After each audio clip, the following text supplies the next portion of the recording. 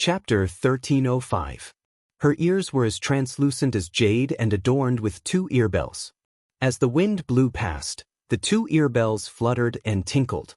This young lady was none other than the woman who had appeared with Elder Song at Li Juanxian's side in the tea house. There's no need to worry. I've already arranged for Elder Song to deal with him. With just a little more time, we'll be able to push him out of the imperial court. He won't be able to threaten us, at least not in the imperial court. Li Juanxian said. With these words, the 3 of them vanished from the imperial palace. How is it? Wang Chong had just boarded the carriage when a voice rang out at his ear. The King of Song was seated in a corner of the carriage, apparently waiting for a long time. Next to him was Minister of War Zhangqiu Jianqiong, both of them looking at Wang Chong. This was the first time the leader of the Confucian sect had appeared in the imperial court, and the meeting between Wang Chong and Li Juanxian had probably attracted the attention of countless people, both in the open and in the shadows. The Confucian sect will soon move. Tell the generals of the militarists to be careful. The moment Wang Chong boarded the carriage, he sat down next to the King of Song. The 2 men in the carriage paled at these words. In addition, although the foreign countries cannot be trusted, since they have already reached an agreement with them, they must ensure that the foreign countries strictly carry out their promise to reduce their armies. Lord Zhangqiu, I'll leave this matter to you. Wang Chong turned to Zhangqiu Jianqiong and said. Zhangqiu Jianqiong solemnly nodded. As for Li Juanxian, leave it to me. As Wang Chong spoke, he looked out the window, his gaze profound. Rumble. The carriage continued forward, vanishing into the deep alleys. An hour later, countless officers and soldiers swarmed out of the palace and various government offices, pasting official notices all over the capital. Countless messenger pigeons soared into the sky, flying to various places in the Central Plains. Uzan, the Abbasid Caliphate, the Eastern and Western Turks, the Goguryeo Empire, the Mengshi-Zhao Empire, the news that the various countries had reduced their armies, amounting to nearly 1 million soldiers, quickly spread throughout the world. Rumble. In an instant, the world was shaken. All the commoners of the Central Plains were shocked by this news. Impossible. Great. That was great. The Tang dynasty and all the wastelands are finally going to achieve peace. On the great land of the divine continent, in all the counties of the 9 continents, everyone was excited by this news. Up until now, this could be said to be the best news in the land of the 9 continents. Countless people spread the news, and even set off fireworks and firecrackers. With this news came another name, Secretariat Advisor Li Juanxian. This was the first time the commoners had heard of this name. Although it was the first time, the miraculous feat of doing so without any bloodshed was deeply engraved in the minds of many people. Li Juanxian. Li Juanxian. In the streets of the Tang dynasty, adults were carrying children, all of them playing and laughing, their faces red with excitement. Young master, listen. In the middle of the bustling streets of Chang, a simple blue carriage followed the other carriages. The curtain of the carriage was pulled open, revealing the excited face of a young man. Now, young master has truly made the entire world know of you. We've really won this round. However, in the carriage, the young and handsome man in white, who was like frost and snow, had a calm expression and was not moved at all. It's not that we've won, but that the people of the world are longing for peace. Li Juanxian indifferently said. The young man serving at the side was stunned and immediately froze. A light breeze blew a large parasol tree leaf through the window and into the carriage. Li Juanxian extended a hand, allowing the leaf to fall into his palm. In the mottled sunlight, it changed colors. At that moment, Li Juanxian's eyes were dazed as he thought of something.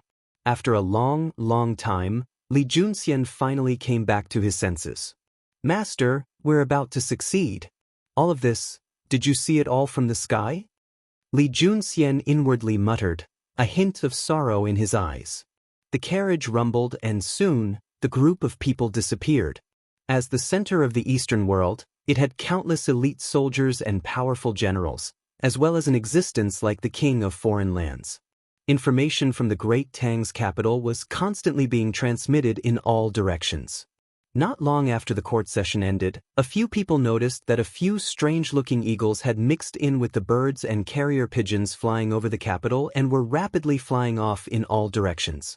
In the distant north, at the peak of Mount Sanmi in the western Turkic Khaganate, a golden sun illuminated the sky, one smaller than the other, and the other larger, shining upon the other. At that moment, Mount Sanmi seemed like a paradise on earth, sacred and beautiful. If one were to look carefully through the layers of golden sunlight on the mountain top, one would discover that there was a human figure in the light. He was covered in golden battle armor and looked very powerful.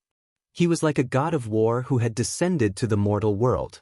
He was sitting on a huge rock and thinking silently. In his body, surging and majestic stellar energy was surging like an ocean, circulating endlessly. Even an existence like the celestial wolf great general Dewussili paled in comparison. Even the tens of thousands of elite soldiers guarding Mount Sanmi seemed as insignificant as a speck of dust. That unparalleled and invincible aura was simply the most powerful existence on Mount Sanmi. The Sun Great General, Wunu Shibi. In the entire western Turkic Khaganate, the only person with such grandeur and strength was the empire's war god, the Sun Great General of the Western Turks, Wunu Shibi, who was on par with the Yusang Empire's White Lion Great General and the Great Tang's Wang Zhongxi. If the White Lion Great General was like Witadra Konglo, then the Sun Great General Wunu Shibi would have also been in seclusion, leaving everything to Dewussili and the other Turkic great generals to handle. Not too long ago, Wunu Shibi had emerged from seclusion and taken over the military and political authority of the Western Turkic Khaganate. Ishbara Khagan's trust in Wunu Shibi had allowed this Western Turkic war god to enjoy a supreme status in the Western steppe. Suddenly, the sound of something tearing through the air came from the sky. Wunu Shibi's heart stirred, and he finally snapped out of his thoughts. He stretched out his palm, and when the eagle was still several feet away from the ground, it was immediately pulled by an invisible force, and with a whoosh, it fell into his palm. It's finally begun? Wunu Shibi opened the envelope, glanced at it, and quickly put it away. The corners of his lips immediately curled into a meaningful smile. Pass on my order. The Sanu tribe, West Bull tribe, Bright Wolf tribe, Black Wolf tribe, immediately begin to reduce their armies. In addition, all soldiers are to retreat 300 li. Yes, my lord. Wunu Shibi's words were immediately followed by several other voices. Following this, several figures leaped onto the divine beasts and flew in all directions at lightning speed. The surroundings gradually quieted down, and a few moments later he heard footsteps behind him. At the same time, Wunu Shibi sensed a powerful energy, dark and bizarre, incomparably pure, slowly approaching him. The renowned Sun Great General only faintly smiled, not even turning his head as he continued to look forward. Reducing an army of 200,000? Isn't this price a little too high? When he was still several dozen feet from Wunu Shibi, the footsteps finally stopped. At the same time, an elderly voice rang out in Wunu Shibi's ears. So even the Blackwater shaman, who can see the future, feels regret? Wunu Shibi said without turning his head. It's not regret. I'm just hesitating. Isn't this price a little too high? Behind him, the black-robed Blackwater shaman wielding a beast-headed staff said, And you're wrong about one thing. It's been a long time since I've been able to see the future. The future is constantly changing. Ever since that unprecedented snowstorm in the Great Freeze last year, I've lost my connection with the gods. The current me can no longer see the future. I've always felt that there's an invisible and powerful force interfering with the future, interfering with everything. Right now, I can only use the past to formulate a strategy for the future. The Blackwater shaman stood motionless, his robes flapping in the wind. If anyone else had heard this, they would have been absolutely stunned. The Blackwater Great Shaman, who possessed a supreme status in the Khaganate and could see the future, had actually lost his ability to see the future. This was enough to make all the influential nobles panic. This was because the Blackwater Shaman's divine decree had always been guiding the Khaganate. That brat of the Tang dynasty, do you still not see his future? Solar Great General Wunu Shibi suddenly said. This question had come without warning. The Blackwater shaman said nothing, but a complicated look appeared in his eyes. He's a variable. He has no past, and not even the gods can see through his future. Is that so? The solar great general faintly smiled, half jeering. He's a scion of the great Tang, the youngest grandson of Wang Jioling's first wife. Everything about him is so clear that even an ordinary spy would be able to clearly investigate his past. But in your eyes, there's no past? The Blackwater shaman had an exalted status, and even Ishbara Kagan respected him. But very few people knew that this Blackwater shaman had a deep friendship with Solar Great General Wunu Shibi. Long before the Blackwater shaman had become famous, the two had been very good friends. What can be seen is often the most bewildering. A hedonistic scion who accomplished nothing before the age of 16, who could even toy with a scoundrel, was able to grow into the world's most outstanding war god in such a short amount of time, even defeating an army of 1 million soldiers. Do you really think that all of this is as simple as it seems? The Blackwater shaman was calm and composed, not the slightest bit angry. Chapter 1306. The Blackwater shaman had not paid a price for communicating with God time and time again in an attempt to see the future. Up ahead, Wunu Shibi said no more, a solemn look in his eyes. The information on the Tang dynasty's king of foreign lands had probably piled up into a small mountain in the hands of these people. The first half of his life was mediocre and lackluster, and the second half was a sudden awakening and astonishing advancement. Even now, many people were still deeply bewildered. Let's not talk about this matter. The Kagan asked me to ask you something. Can we tamper with the disarmament of 200,000 soldiers? The Blackwater shaman said. Does the Kagan believe that the Western Turks and the Tang dynasty are so far apart that even if we tamper with the disarmament, the Tang dynasty won't be able to see through it? Wunu Shibi put away his smile and sternly said. The Blackwater shaman nodded. Impossible. Wunu Shibi indifferently said, his answer clean and crisp. All of you are looking down on that Tang dynasty Confucian too much. As Wunu Shibi spoke, he slowly stood up from the smooth boulder he was sitting on. In that instant, the earth quaked and mountains swayed. There was even a series of metallic clangs that came from the golden sun battle armor. When Wunu Shibi stood up straight, it was as if a giant had appeared in front of the round stone. Wunu was 2 meters tall. Compared to the Blackwater shaman beside him, he was a full head taller, giving off an extremely oppressive feeling. That Confucian might be too naive, but he's not simple. At the very least, he's not as simple as all of you imagine. He's the king of foreign lands who can suppress the Tang dynasty, summon him back to the capital at his peak, and suppress the militarists. Do all of you really think that he can be so easily fooled? Wunu Shibi slowly said. To everyone's surprise, Wunu Shibi's evaluation of Li Junxian was much higher than many people had imagined. Hearing this, even the Blackwater shaman's eyes flickered. The current Tang dynasty has already reached its peak. No single side can contend against it. And if they really wanted to use the conflict between militarists and Confucians in the Tang dynasty to wear down the Tang dynasty, they couldn't afford to take any chances. At least at this stage, they must see the disarmament for themselves. Wunu said in dismay. I understand. Let's reply to Khan like this. The Blackwater shaman nodded and quickly left. At the same time, far away in Uzan, an endless gale blew from the north all the way to the south. Ever since the Battle of Talas last year, in which Daluan Ruozan, Dusong Mengpoj, and Huashu Wizong had died, the entire Uzan was suffused with an oppressive aura, and even the sky was oppressive. At this moment, at the eastern edge of the Uzan highlands, several figures were standing on the edge of a cliff, looking at the endless land in front of them. The robes of the 3 people at the very front fluttered in the wind. Their bodies exuded an aura of boundless power. This person was dressed in an azure robe, and as he silently looked forward, his eyes shone with boundless wisdom. Walala! As the 3 of them looked down at the central plains, they suddenly heard the flapping of wings. An eagle pierced through the clouds and split the sun, rapidly flying down from the northwest direction. Swoosh! In the next moment, an arm reached out and caught the eagle that was descending from the sky. Imperial Minister. It's a letter from the Western Turkic Khaganate of the Northeast. Wunu Shibi's seal is on it. The fully armored Uzun warrior strode up to the Uzun Imperial Minister, Dalen Trinling, and handed over the letter. Although he was not yet 50 and was in the prime of his life, Dalen Trinling's face was weather-beaten. The deaths of 2 great generals and a prime minister had dealt an unimaginable blow to the empire. Even now, Dalen Trinling still had not recovered from that blow.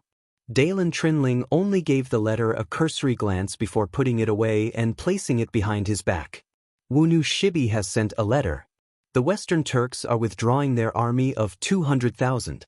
All of you should prepare. Dalen Trinling's indifferent voice resounded in everyone's ears. Thus, Imperial Minister. The generals of the Yarlung royal lineage and Ye's royal lineage bowed.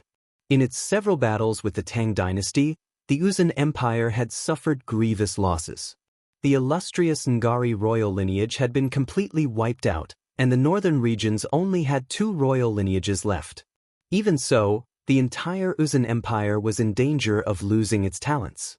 Standing at Dalen Trinling's side were mostly the younger disciples of the great clans like Dayan Ersongrong and Dari Naitsai.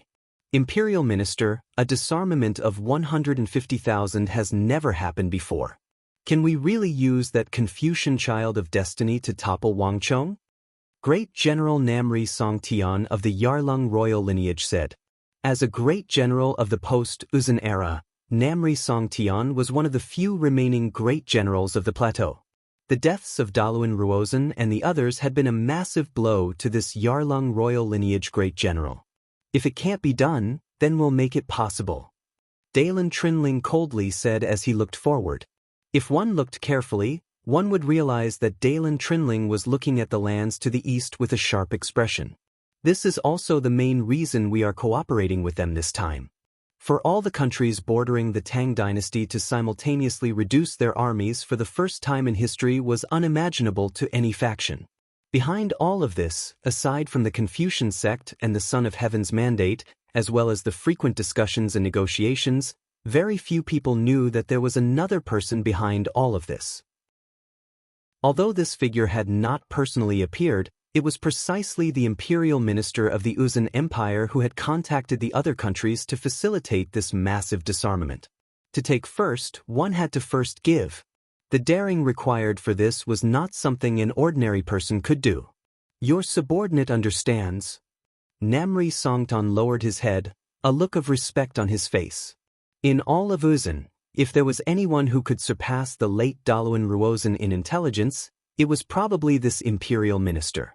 Only the imperial minister could avenge Dusong Mengpoj, Huishu Wuzong, and Daluan Ruozan who had died in battle. This was the unshakable conviction of Namri Songtian and all the Uzun soldiers. The time is ripe. The internal strife of the Tang dynasty is the best chance for us to borrow a knife to kill someone and weaken the Tang dynasty. But before that, we cannot let down our guard. Write a letter for me to warn all the countries that until the militarists of the Tang dynasty are completely suppressed, no one should let down their guard. In addition, tell them to be careful of the king of foreign lands of the Tang dynasty. Dalen Trinling sternly said. Buzz. Namri Songtian's body trembled as if he had thought of something. Imperial minister, what do you mean? A man who fought his way out of a mountain of corpses and a sea of blood, who defeated Daluan Ruozan, Abu Muslim and Qutayba in intelligence, do you really think that he will just resign himself to death? Dalen Trinling suddenly turned his head, his sharp and penetrating gaze piercing through the mind. Namri Songtian's heart trembled, and a look of apprehension finally appeared on his face. He had always believed that Uzun could stay out of this matter and watch from the sidelines, but now he suddenly realized that he had been too simple-minded. Victory is still not over. If all goes as expected, the king of foreign lands of the Tang dynasty is about to move. Tell them not to show any openings. With a single glance, Dalen Trinling turned his gaze to the east, to the majestic Big Dipper city at the end of the horizon. The plateau quickly regained its calm, and with Dalen Trinling's order, the ancient plateau once more began to stir. The disarmament had officially begun. A few moments later, with the flapping of wings, an eagle soared into the air, flying toward the northeast of the Tang dynasty. Other than the western regions, Yuzhou in the northeast was probably the place where the Tang dynasty had the most complicated situation. The Eastern Turkic Khaganate, the Goguryeo Empire, the Shi, and the Khitans were all gathered together in such a small place. At this moment, in the city closest to the northeast corner of Yuzhou, black war banners were flying over the walls. But few people noticed that there were a few yellow banners among these war banners. A large eagle swooped down from the sky and quickly disappeared into Baisa City. Your Majesty, Uzun has sent a letter. A few moments later, a black-armored soldier of the Goguryeo Empire with a large eagle perched on his shoulder appeared in the hall like a gust of wind. Across from him was a stalwart figure, exuding an enormous aura, sitting high above like a storm. His hands were pressed on the armchair, not moving an inch, but his bell-like eyes, when they opened and closed, gave people a feeling of thunder, like a lion or a tiger, causing people's hearts to tremble, and they were filled with reverence. In all of the Goguryeo Empire, there was probably only one Goguryeo emperor who possessed such might. The 6 crossed sabers on his back were the best proof of this. Yun Gaesaman, the most legendary figure of the Goguryeo Empire, a miracle born from the waters. From the moment of his birth, he had attracted the attention of countless people, and he had not let them down. He had become the supreme emperor of the Goguryeo Empire. And his martial arts had reached a level that all Goguryans could only look up to, especially those 6 sabers. It was rumored that even now, no one had been able to make him draw all 6 Taiyuan blades. Read. Yun Gaesaman calmly said from his seat. There was not the slightest expression on that dignified face. Uzun has come to report that Uzun, the Western Turks, the Shi, and the Khitans are all reducing their armies. He hopes that Goguryeo will cooperate fully. Chapter 1307. Hey, Zhang Shogui is a vicious tiger. Did the letter mention that if we reduce our armies, Zhang Shogui will take advantage of this opportunity to attack?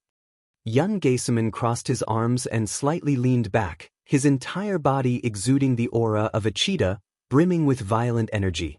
The imperial minister of Uzun says that everything has been arranged. The Confucians have already promised that after the peace talks, if Zhang Shogui dares to disobey orders and attack, the imperial censors of the Confucian school will impeach him in court. Even if they can't stop Zhang Shogui, they can use this opportunity to capture him. The guards said. To his surprise, Dalen Trinling had apparently predicted that Yun Gaesaman would ask this question. Yun Gaesaman's pupils constricted, and then he laughed. Ah, good. As long as we can kill Zhang Shogui, we will definitely cooperate in this disarmament. Pass on my order. The entire southern region is to immediately reduce our armies by 280,000. Yun Gaesaman's roaring laughter caused the entire roof of the hall to tremble. In the entire Tang dynasty, the one who could truly threaten Goguryeo and make everyone, including Yun Gaesaman, feel pain was the Anong Protector General, Zhang Shogui. To Goguryeo, the Tang dynasty was equivalent to the Yuzhou Protectorate Army, equivalent to Zhang Shogui. Moreover, the Goguryeo Empire was divided into the Southerners and the Northerners. The Northerners were brave and skilled in battle, while the Southerners were skilled in agriculture and commerce, not particularly strong in fighting. The 280,000 soldiers that Yun Gaesaman had promised to reduce were the Southerners. Exchanging 280,000 Southerners for the enormous threat that Zhang Shogui posed was definitely a worthwhile trade for Yun Gaesaman.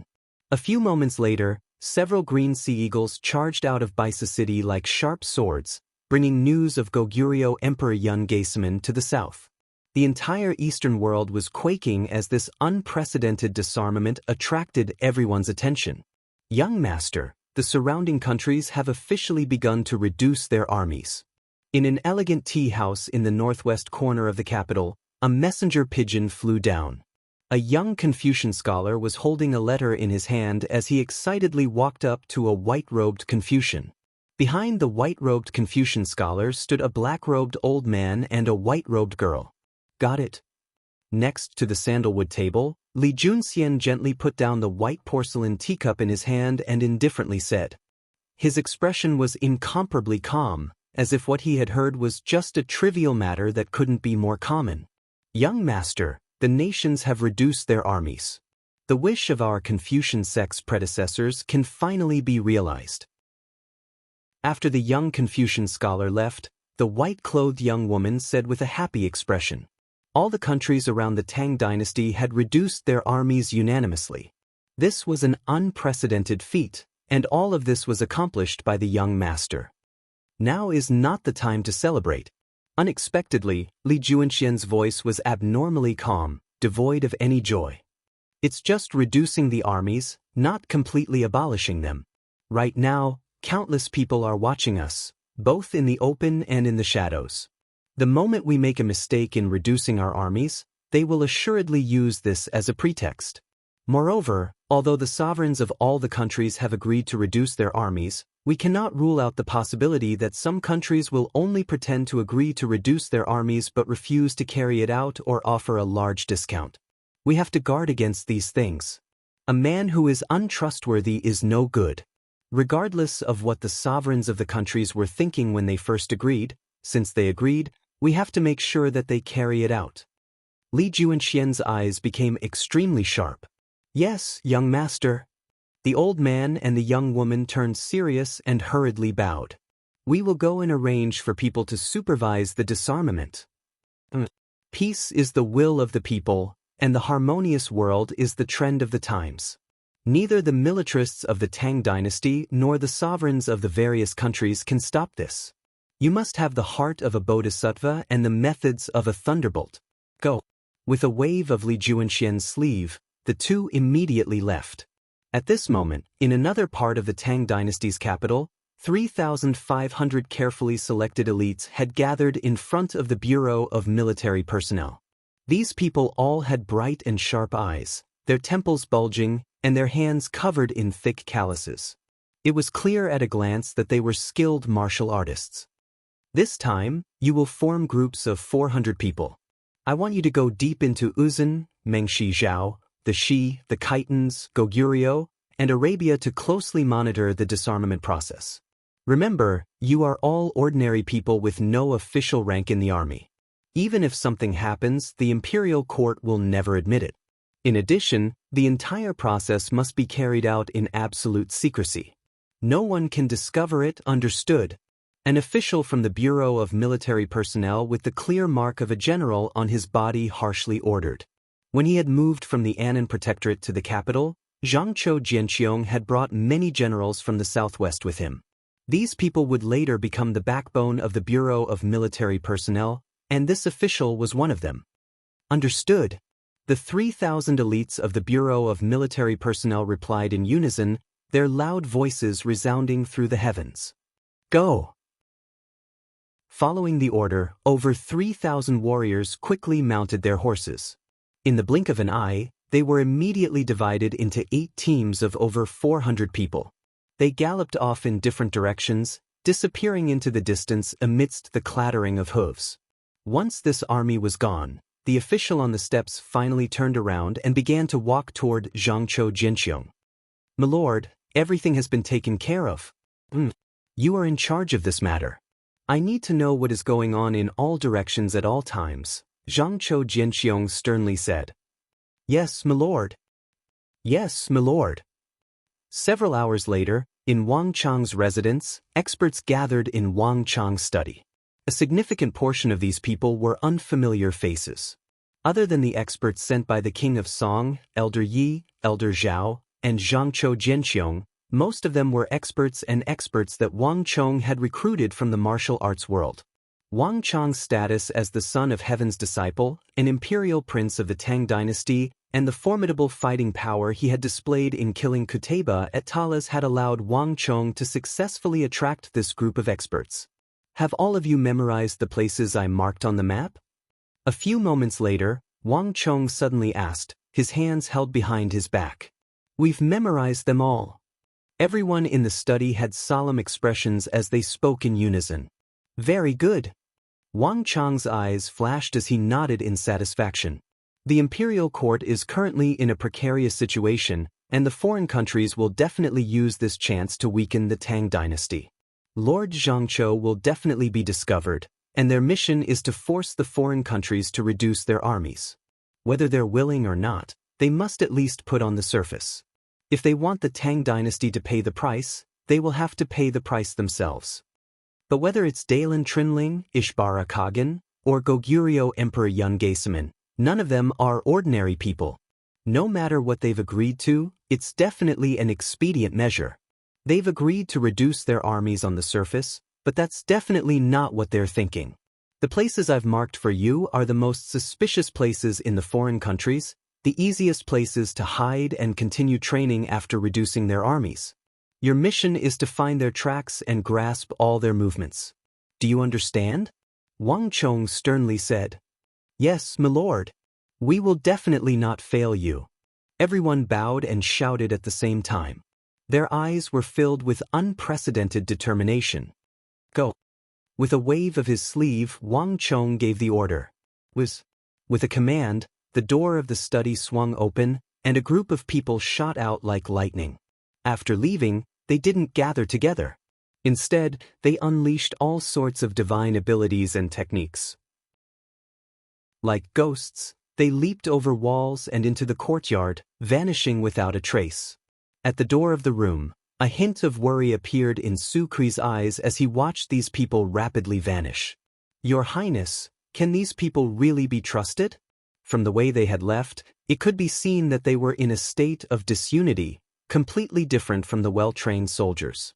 Everything has its own benefits. They are people of the sects, people of the pugilistic world. Even though they lack training and don't have much cooperation with each other, being scattered has its own benefits. They are flexible when they encounter problems. They won't stick to a single pattern, and they won't arouse too much suspicion. Of the experts Zhangqiu Jianxiong selected from the Bureau of Military Personnel, at least 30% of them will be noticed. That's why I've reminded him to be on standby at any time. As for them, no matter who they were or what they did, I believe that there will be no problem with their loyalty when it comes to their country. The Tang people will always be the Tang people. With these final words, Wang Chong looked out the window, his eyes turning profound. At that moment, not even the nearby Su Kri noticed the deep concern in Wang Chong's eyes. The Tang dynasty was currently plagued by internal and external threats. Li Junxian and his Confucian sect had provided the wilderness with an extremely rare opportunity. The news from the west was that Uzun's imperial minister, Dailin Trinling, had already emerged from seclusion.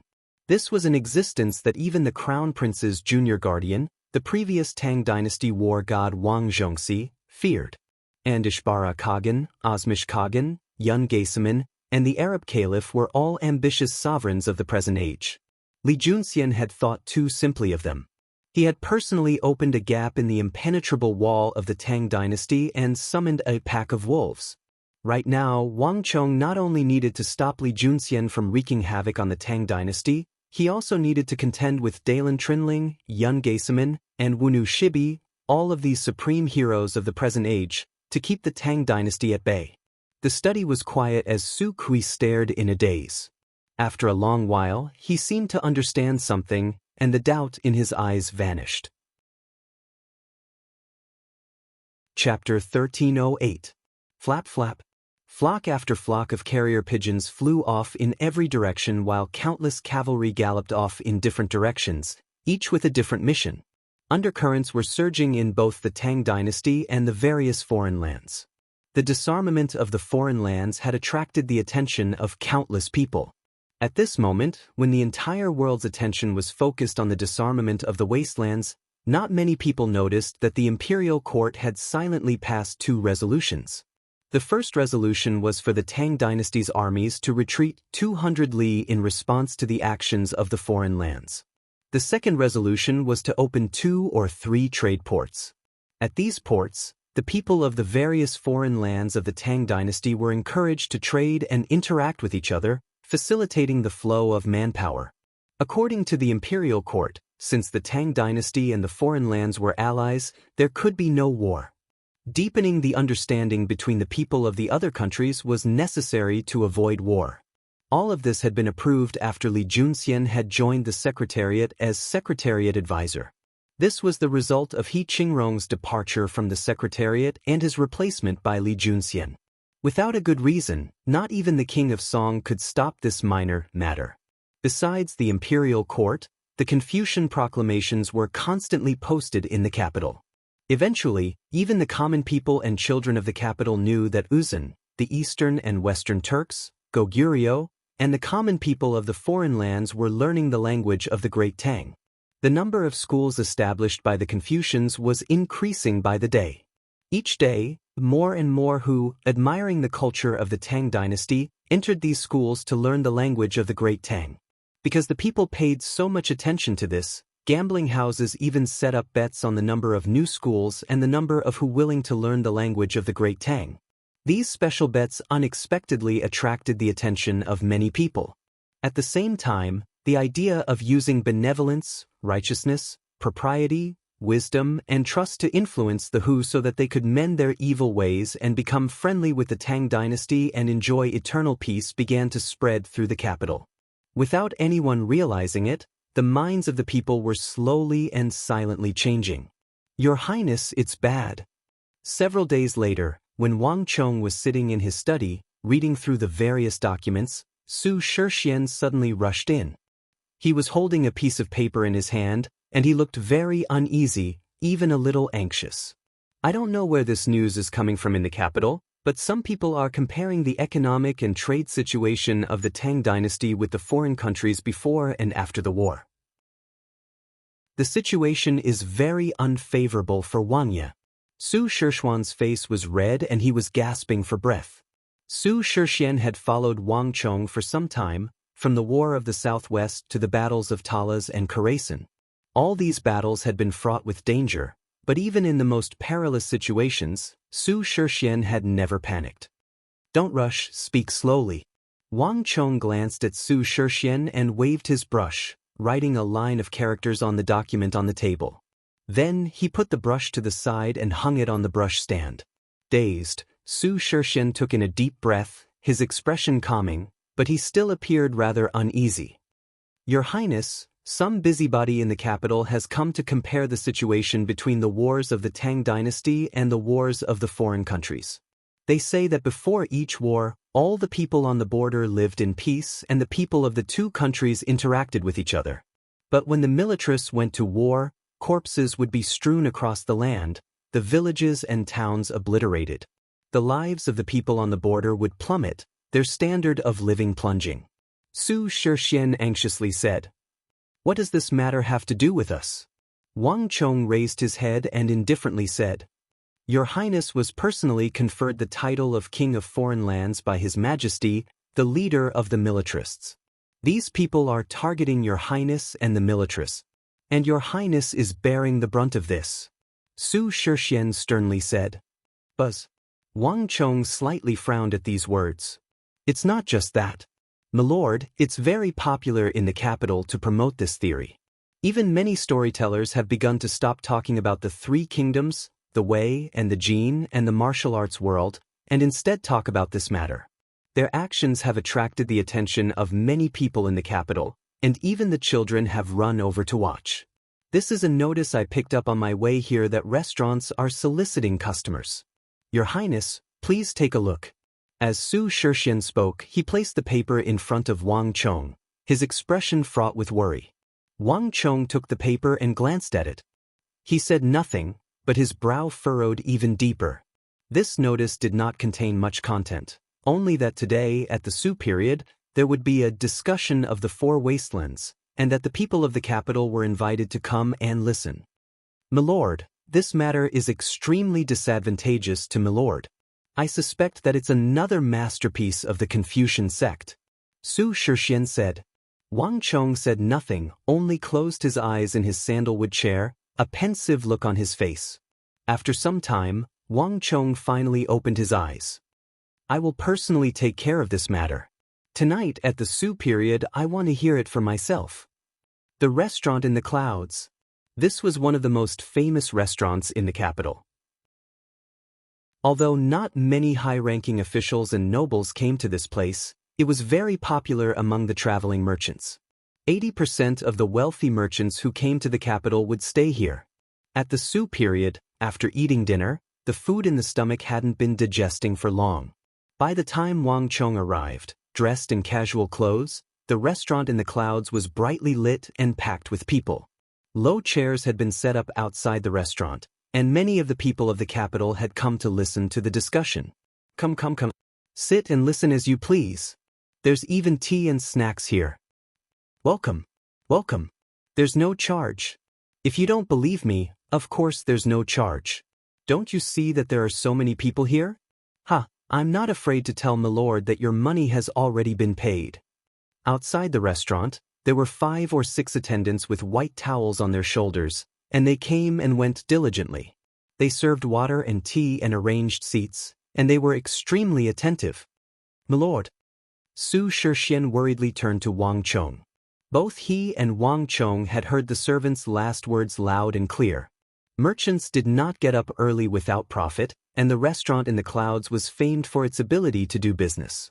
In the past, when so many people gathered here without paying a single cent, affecting his business, he would have already sent people to drive them away. There would be no one like this, serving tea and asking after one's well-being. No one would believe that there wasn't someone manipulating and adding fuel to the fire in the background. Wang Chong said nothing. How could he not know what Su Shixian was thinking? Far too many things had happened in the capital in this period of time. If there was an abnormality, there had to be a demon behind it. His heart was as clear as a mirror as anyone as to who was pulling the strings behind Su Shixian's words. Take me to the room you reserved for me, Wang Chong calmly said. After entering the restaurant and ascending the carved wooden stairs, Wang Chong quickly entered the room of the restaurant in the clouds. This room was the closest to the stands, and while a screen blocked the view of others, Wang Chong could clearly see the stands. After some time, the clack of a clapperboard caused the entire restaurant to fall silent. As Wang Chong sat in his room, he saw a storyteller of around 50, dressed in an azure robe, suddenly step onto the stands. In an instant, everyone's attention was focused on the storyteller. Everyone says that the Tang dynasty is powerful across the seas, that the king of foreign lands made a name for himself through his achievements in war, becoming the first king of the Tang dynasty of a different surname that the Holy Emperor personally conferred upon him. The Central Plains truly flourished for a time, but how many people know of the hardships and price paid? Wang Chong couldn't help but frown at the storyteller's first words. My Tang dynasty pacified the 8 desolates, expanded the western regions, pacified the Turks, subdued the southern barbarians, and repelled the foreigners of the west. Everyone in the world knows of these achievements, but do you know of the relationship the Tang dynasty had with the foreigners before these wars? In the southwest, the Irai, the Tang dynasty and Mengshi Zhao enjoyed peace for several decades, and the two sides interacted and traded with each other. In the 27th year of the Holy Emperor's reign, countless people entered the 6 Zhao dynasties of the Irai to buy and sell all kinds of goods, fresh food, fruits, and rice. Standing on the plains of the Irai, on the ruined Lion City, one would be stunned by the prosperity and affluence one would see. Women wearing bamboo hats and carrying children in bamboo baskets, the elderly, and the able-bodied men carrying tea bricks for the tea merchants were innumerable. They were like a jade belt that ran through the Tang dynasty and Mengshi Zhao. And on the majestic Irai Lake, there are countless scholars who are sailing on boats. The scholars of the Tang dynasty and Mengshi Zhao all gathered there. And in the small boat was a square table, and on the square table was a small charcoal stove, warming wine, eating wine, and composing poems. How comfortable was that? Every day, the excellent poems spread to the 6 Zhao dynasties of the Irai and the southwest of the Tang dynasty, becoming a legend. And in private, the people of the two countries were even more harmonious, intermarrying countless times. Some people's fathers were Tang people, their mothers were Mengshi Zhao, and their grandmothers were also Mengshi Zhao. Intermarrying like this was innumerable, and some villages were even full of mixed bloods. And according to the statistics of the Ministry of Revenue, in the 27th year alone, the number of intermarriages reached more than 28,000, and it is unknown how many there were among the people who did not have statistics. And with the help of the harmonious relationship between the two countries, every family on the western border could earn more than 10 taels of silver every year. True families had surplus grain. It far exceeded the average of 7 taels in the Tang dynasty. The storyteller slapped the clappers, and a trace of fascination appeared in his eyes. Wang Chong did not speak, but his eyes revealed contemplation. He had never understood these things. In the 27th year of the Holy Emperor's reign, he still hadn't joined the army. Chapter 1309. In the War of the Southwest, everyone only remembers how the young Marquis single-handedly led several thousand experts recruited with all their wealth to reverse the tides, using only 100,000 to defeat the Mengshi Yusang army of 400,000. Everyone sings praises of the young Marquis's heroism and his outstanding art of war, but how many people remember the prosperity and harmony of the Southwest, how the people of the two countries were able to enjoy each other's meals? The storyteller's face was grieved and hateful as he spoke. Bastard! Su Shixian was enraged. "Milord, these scoundrels only have sinister intentions. They clearly want everyone to push the blame onto Milord, intentionally slandering Milord. Everyone knows that the War of the Southwest had already begun before Milord's intervention. And if not for Milord, the Southwest would have been left barren for far more than 1,000 li. Who knows how many more people would have died? This bastard, I don't know how many people paid him to say this. I'll tear out his mouth." An indescribable rage surged in Su Shixuan's heart. Without another word, he stood up and left, his knuckles cracking. A storyteller was a storyteller, a discussion of the matter as it stood.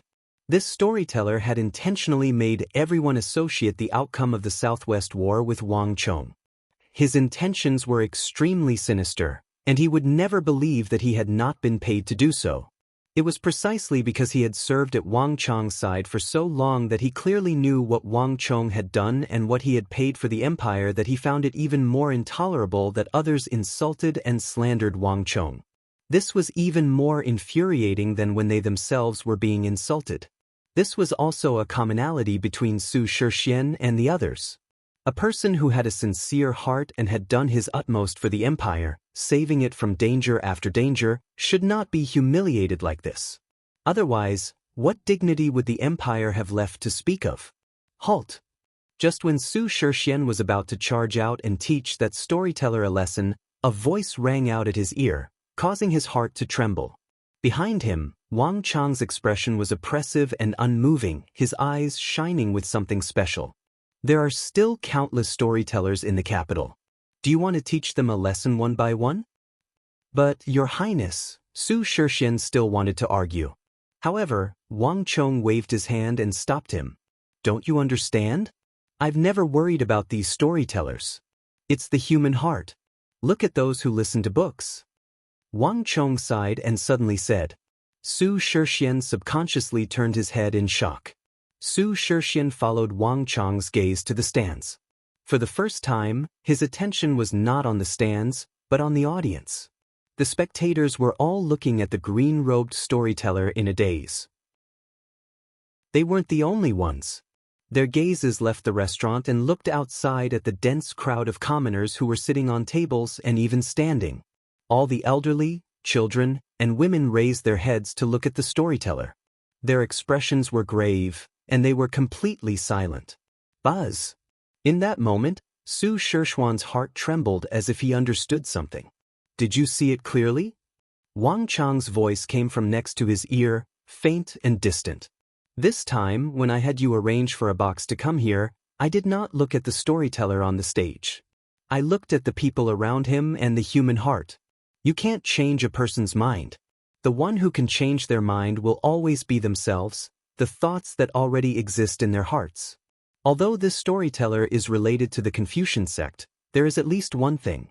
The examples he gave, the data from before and after the battles, were all true and unedited. I am confident that even though they are enemies, Li Junxian and the Confucian sect would disdain to do such a thing. The Confucian sect is indeed worthy of our worry, But from start to finish, what we truly need to worry about is the changed human heart. The Tang dynasty has been at war for decades and has never stopped. At present, the human heart longs for peace, the human heart is weary of war. And Li Junxian and the others have only catered to these thoughts and come into being. Wang Chong solemnly said. Although his gaze had rested on the storyteller on the stage, it was mostly focused on the people around the stage and outside the restaurant. In their eyes, Wang Chong saw something, a change. This was what he truly worried about. And there was also the war in the northwest of the Tang dynasty. In the Battle of Talas and the Battle of Khorasan, the Tang dynasty, despite being outnumbered, defeated an army of 1 million Arabs. Even the Arab war god Qutayba died in battle. It was through this achievement that the young Marquis was recognized by His Divine Majesty and conferred the title of King of Foreign Lands, becoming the first king of a different surname in the Tang dynasty. There is no one in the world who does not know of this matter. But do any of you know what effect this war had on the entire Tang dynasty? The blue-robed storyteller on the stage tapped the wooden board and continued. The Silk Road was the most flourishing trade route of our Tang dynasty. Every year, an endless stream of caravans traversed this road. Silk, agate, coral, jade, tea leaves, porcelain. These caravans passed through this road in an endless stream, piling up into mountains. They passed through Chishi, Anshi, Talas, Samarkand, Khorasan, all the way to the distant Abbasid Caliphate, Karak-Spazanu, and even farther. This was a true road to prosperity. Many merchants even called it the Road of Gold, saying that what flowed on this road was not trade goods, but gold that flowed like liquid gold. Because they coveted the wealth on this road, many bandits and brigands gathered on the Silk Road. But now, the brigands have long since vanished, and although the trade between the East and the West has not been severed, the number of caravans traversing the Silk Road has dwindled to less than 1 in 10, far from its former prosperity. The war between the Tang dynasty and the Abbasid Caliphate has almost completely severed the trade between the two sides. And Khorasan is like an iron wall, cutting off this important trade route that involves tens of millions of taels of gold, perhaps even hundreds of millions of taels. Speaking of the Southwest, everyone feels that it's too far. But the starting point of the Silk Road is the capital of our Tang dynasty. Every year, countless silks, porcelain, tea leaves, and all sorts of other goods are sold, flowing like water. But after this war, what was the situation now? Didn't anyone feel it? Have you not sensed that your standard of living has dropped, that the goods you sell have decreased? There aren't as many who in the capital as there used to be, and no matter where the merchants of the Tang dynasty go to, they can sense the hostility and rejection of the other side. This is war. Is this what you want? Towards the end, the voice of the green-robed storyteller suddenly became much louder. The audience was eerily silent, the atmosphere oppressive. Unlike before, a thoughtful look appeared in the eyes of the crowd. We don't want war. Someone in the crowd shouted. Others quickly came to their senses and began to shout as well. We don't want war. We don't want war. At the start, there were only a few people, but as time went on, more and more people began to excitedly shout. Everyone's voices seemed to converge into one, and in the end, even the spectators in the restaurant in the clouds began to shout. Absurd. Just when the crowd was at its most fervent, a furious roar resounded through the air. In a private room of a restaurant not far from Wangchong, a burly man, exuding the aura of a general, flipped over a table and walked out. You rotten scholar. The soldiers are risking their lives on the front lines, spilling their blood and dying on the battlefield, but when it comes to you, you're the source of disaster? Without us generals, do you know how many more people would have died? The burly middle-aged man was as furious as a lion. With a few strides, he suddenly stepped onto the grandstand and grabbed the storyteller's collar like he was grabbing a chick and lifted him up from the ground. It has nothing to do with me, nothing to do with me. I'm just stating the facts. The storyteller's face was covered in fear as he slapped the muscular man's hands, powerless to resist. It happened so suddenly that everyone was stunned by this scene. Impudent! A furious roar rang out. Before anyone could react, a young man, dressed in snow-white robes, suddenly appeared on the second floor of the restaurant. With a single move, he slapped away the middle-aged man's arm, sealed his acupuncture points, and seized him. As he was seizing the middle-aged man, the white-robed man's sleeve slid down, revealing a black mark on his wrist. Upon seeing this mark, Wang Chong and Su Shixian both grimaced. "Milord, it's someone from the Confucian sect," Su Shixian sternly said. The middle-aged man exuded the thick aura of a soldier. He was probably at Tier 7 of the profound martial realm, perhaps even higher, but he was powerless against the white-robed Confucian sect youth. "Release me! Just who are you people?" Right at this moment, the middle-aged man shouted loudly. As he spoke, he fiercely resisted. We are the newly established office of the Imperial Court, responsible for pacifying the unrest in the capital and other regions, especially dealing with crimes committed by generals and soldiers. If you have a problem, have your superior report it to the office of the Imperial Court." The white-robed Confucian sect youth coldly said. With a wave of his hand, he revealed a token on which the words "Office of the Imperial Court" could be faintly seen. "Someone, come and take him away." The white-clothed young man's expression was grave and stern as he waved his hand towards the back. Immediately, two fully armored soldiers, one on the left and one on the right, escorted the middle-aged man downstairs. "Office of the Imperial Court? What office of the Imperial Court? I've never heard of it. Release me." The middle-aged man turned his head and saw that the white-robed youth was still struggling. "It doesn't matter if you don't know. It won't be long before everyone knows. Take him away."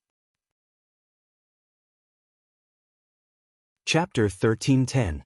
In the box, Wang Chong and Su Shixian watched this entire process, their eyes slowly turning grave. What's going on?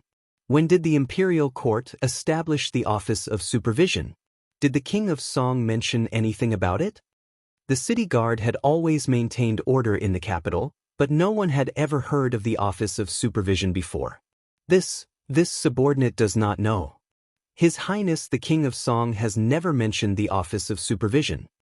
Su Shixian lowered his head. Wang Chong said nothing, a pensive look in his eyes. If this was a normal decision in the Imperial Court, he would have known about it. It was obvious that the Secretariat had bypassed the Imperial Court and made this decision directly. In the current Imperial Court, King Qi, the Prime Minister, and the Grand Preceptor had formed an alliance, and the First Prince was acting as regent. With a nod of the head, many things could be quickly passed. In the past, this would have been somewhat difficult, but now that Li Junxian had replaced He Qingrong, the difficulty of passing many decisions had greatly decreased. The Office of Supervision was clearly one of them. "Personally go to the King of Song's residence and ask him what's going on," Wang Chong said. "Yes, this subordinate will do so." "Yes, this subordinate will do so." Su Shixian swiftly left with the order. "Li Junxian, you really can't hold back." Once Su Shixian left, Wang Chong raised his head and couldn't help but sigh. The majority of those who practiced the art of war were not meticulous in their thinking and were easily provoked. Li Junxian had clearly anticipated the reaction of those who practiced the art of war when he had arranged for these storytellers. Thus, he had established the Office of Supervision. The so-called maintenance of order in the city was just a cover-up. "But no matter what you're thinking, I won't let you do as you please," Wang Chong said to himself. The generals of the art of war had returned to the capital after sacrificing themselves for the country, but the Confucians had used their weaknesses to scheme against them and throw them into prison. This was something that Wang Chong could not tolerate. Although Wang Chong did not approve of the general's actions, this did not mean that Li Junxian could torture them like this. With a flick of his sleeve, Wang Chong quickly left this place. Alright. Not long after Wang Chong left, the crowd in the restaurant burst into cheers and applause. Hearing the cheers, the worry in Wang Chong's eyes deepened. "Who are you?" Just as they were several streets away from the restaurant in the clouds, the white-clothed young man and several armored guards escorting the general suddenly stopped, all of them acting as if they were facing a great enemy. Just then, there was a flash of light, and a figure suddenly appeared in front of them. Not even the white-robed youth from the Confucian sect was able to clearly see how this person had appeared. I'm taking this person with me, Wang Chong said calmly with his hands behind his back. Impudent. The white-clothed young man was enraged by these words, and with a clang, he unsheathed his saber. To act first and report later, you're seeking death. Is that so? Since when did the Directorate of Affairs have such great authority? Wang Chong sneered and opened his palm, revealing a golden dragon token. The white-clothed young man hadn't been recognized yet, but the expressions of the guards from the Department of Discipline at his side suddenly changed. Your Highness. They all lowered their heads and bowed. Even the general they were escorting opened his eyes wide in shock. Any soldier would recognize Wang Chong and the King of Foreign Lands, and there was no soldier who did not recognize them. Wang Chong's token might be useless to the people of the Confucian sect, but it was completely different to those who practiced the art of war. It's you. The white-clothed young man's eyes chilled as he recognized who it was. The Tang dynasty had never had many imperial princes, and this young man was probably the only one. However, before he could do anything, whoosh, there was a flash of light, and a powerful suction force appeared. The general that was being held by the crowd was immediately pulled out. The white-robed young man's expression changed slightly, and he subconsciously reached out, but he still grabbed nothing. By the time he raised his head, the general had already fallen into Wang Chong's grasp. I'm taking this person with me. If there's anything, have your secretariat advisor come and get him, Wang Chong indifferently said. With a wave of his sleeve, he vanished into the distance. Bastard! The white-clothed young man chased after him, but how could he possibly catch up? The distance between them was far too great, and the armored guards at his side didn't even dare to take half a step forward. The King of Foreign Lands was the war god of the Tang dynasty. No one would dare to stop him if he wanted someone. The white-clothed young man still wanted to pursue, but suddenly, a familiar voice, as soft as a mosquito, rang in his ear. Young master already knows of this matter. Let him be. In any case, he won't be able to be smug for long. The white-clothed young man's heart trembled and he stopped. Turning his head around, he saw that not far behind him, there were a few people standing on top of the wall like ghosts. The one in the lead was a white-clothed girl with long hair and fair skin. The girl looked in the direction that Wang Chong had left, her eyes icy. Yes, senior sister. The white-clothed young man quickly stopped. On the other side, Wang Chong and the general quickly returned to the residence. The general comforted him, warned him not to act so impulsively in the future, and then allowed him to leave. The King of Song's residence quickly sent back news. Everything was as Wang Chong had guessed. The Office of Supervision truly had been established by Li Junxian to deal with those who were skilled in the art of war. This was one of the consequences of He Qingrong's position being replaced by King Qi's faction. With Li Junxian taking the lead, the Grand Preceptor, King Qi, the Prime Minister, and the First Prince nodding, he had bypassed the imperial court and established a new Office of Supervision. Have you found out how many such storytellers are there in the capital? How many such lecture halls are there? Wang Chong stood in his study, Su Qi, Su Shixian, Cheng Sanyuan, and the others at his side. Almost all the people in Wang Chong's faction had been gathered. Your Highness, we found that there are more than 1,200 storytellers in the city, and the content of their stories is identical. All of them are talking about the changes in the living standards of the people on the border before and after the war. Now, it had attracted a large number of people to watch. Even 3-year-old children were brought by adults to join in the fun. We've noticed that more and more people are discussing this matter. Many places are saying that they want peace, not war, and the spearhead is directed at the militarists. Your Highness, this is very disadvantageous to us, Cheng Sanyuan sternly said, bowing. Upon receiving Wang Chong's order, they had sent more people to investigate, and from day to night, they had all been working on this matter. And the information they had gathered made them all feel uneasy. Your Highness, what do we do? This is only the beginning and it's only been a few days, but it's already had such a massive effect. If we let it continue, the effects will only get worse and worse. Everyone in the room was uneasy. Your Highness, should I take some people to stop them and make it impossible for them to tell stories normally? With the help of the city guard, we can definitely do it. Su Shixian said through clenched teeth. Wang Chang's uncle, Li Lin, had enormous authority and could directly mobilize the soldiers of the city guard. Through the city guard, he only needed to use the excuse of discussing politics to arrest all the storytellers supported by the Confucian sect and make it impossible for them to tell stories normally. It's useless. The Confucian sect is openly plotting, and we can't stop them. Moreover, if you really send people over, whether it's the city guard or someone else, it'll be the same as confirming their words. The people of the capital will only deepen their misunderstanding of us, and Li Junxian will be more than happy for us to do this. Wang Chong sternly said, "Ah! What do we do?" Everyone paled at these words. "All of you disperse for now. I'll think of a way," Wang Chong said with a wave of his hand. The most difficult things to deal with in the world were not sinister and unfathomable schemes, but open and above-board schemes. Li Junxian had clearly planned for everything. Wang Chong said nothing, a pensive look in his eyes. At the same time, in the northwest of the capital, a magnificent estate loomed. Hanging over the gate of the estate was a black plaque painted with gold. 5 simple words were written on it: Secretariat Advisor's Residence. This was the residence of the newly appointed Secretariat Advisor of the Tang Dynasty, Li Junxian, and it had been gifted to him by King Qi. At this moment, Li Junxian, Elder Song, the white-robed young woman, and several experts of the Confucian sect had all gathered here. The Confucian sect pursued a principle of seclusion. No matter when, they could not reveal all of their strength to the world. But the moment Li Junxian ascended to the imperial court, everything changed. Since he had entered the world, he could not completely avoid the court. "Tell me what happened one more time." Li Junxian stood in the middle of the hall and suddenly spoke. "Yes, young master." The white-robed young man bowed and immediately recounted how he had clashed with that general in the restaurant in the clouds, how Wang Chong had noticed him, and how he had rescued the general. After that, the hall was silent.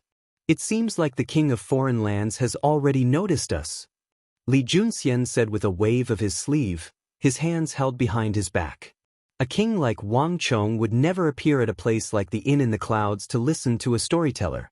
Unless he had some ulterior motive, it was impossible for him to do so. "Young master, the king of foreign lands is a meticulous and resourceful person. Since he has already noticed our movements, he will probably make a move soon. When the time comes, it will be disadvantageous to us," Elder Song suddenly said. Chapter 13:11. Elder Song worries too much.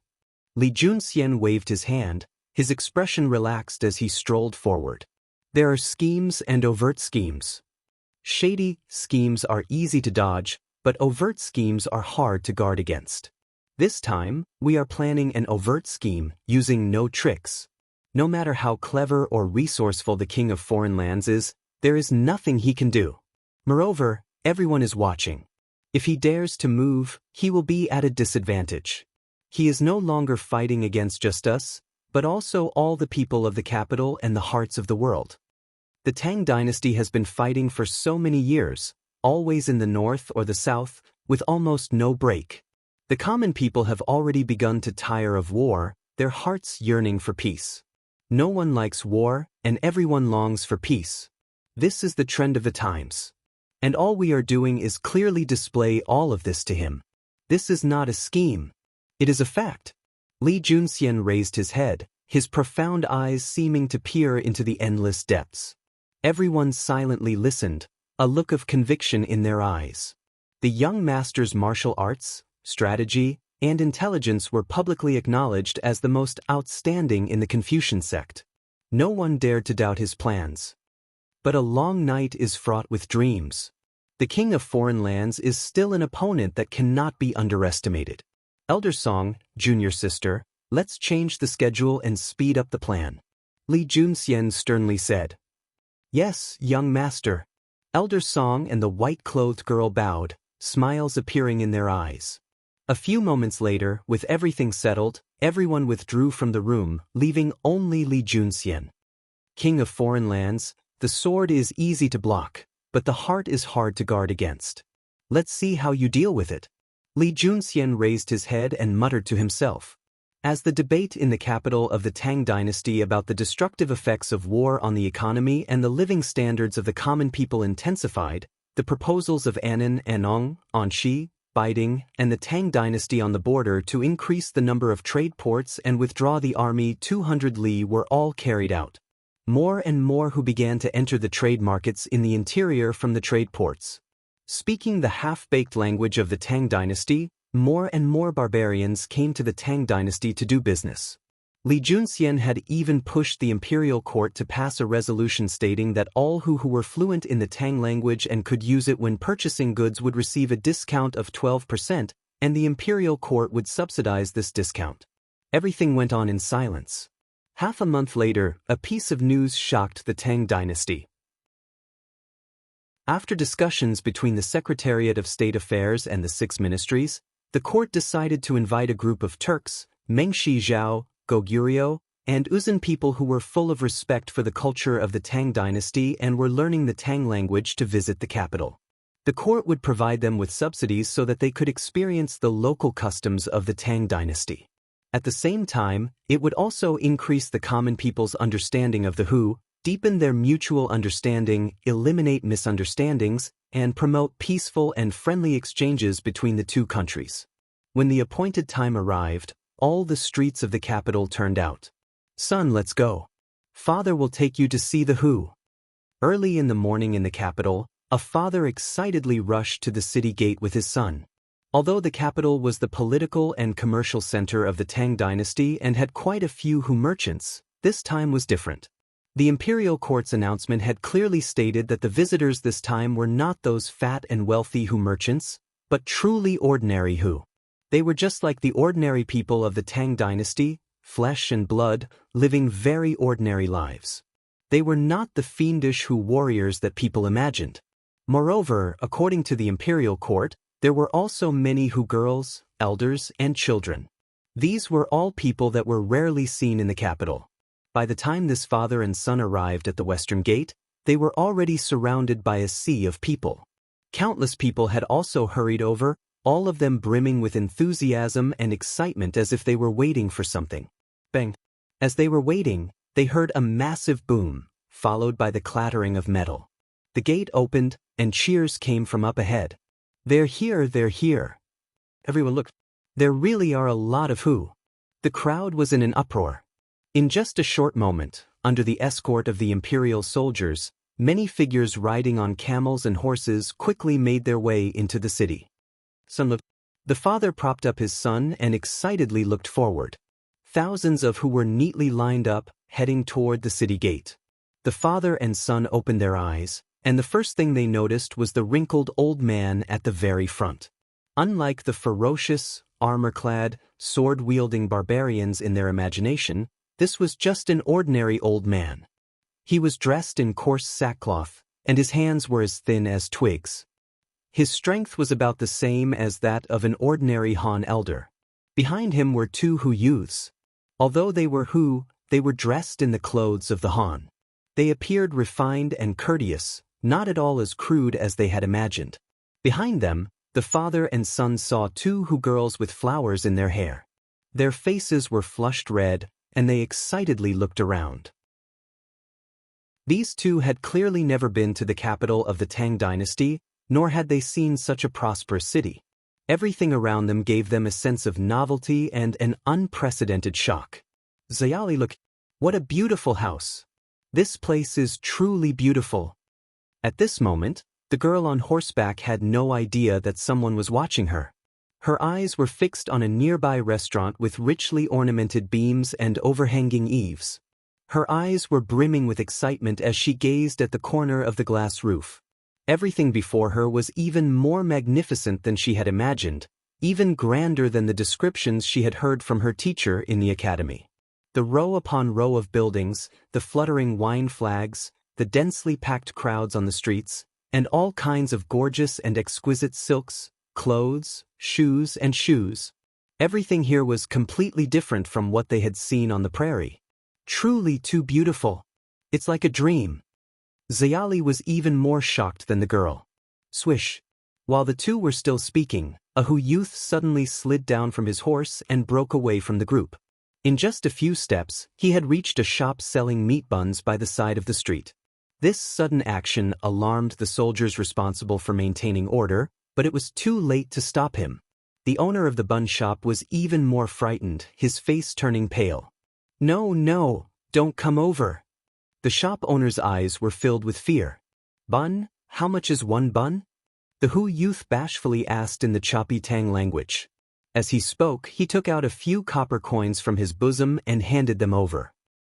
The bun shop owner's jaw dropped, and it took him a while to react. "You're a guest from afar, so I'll only take 1 copper coin.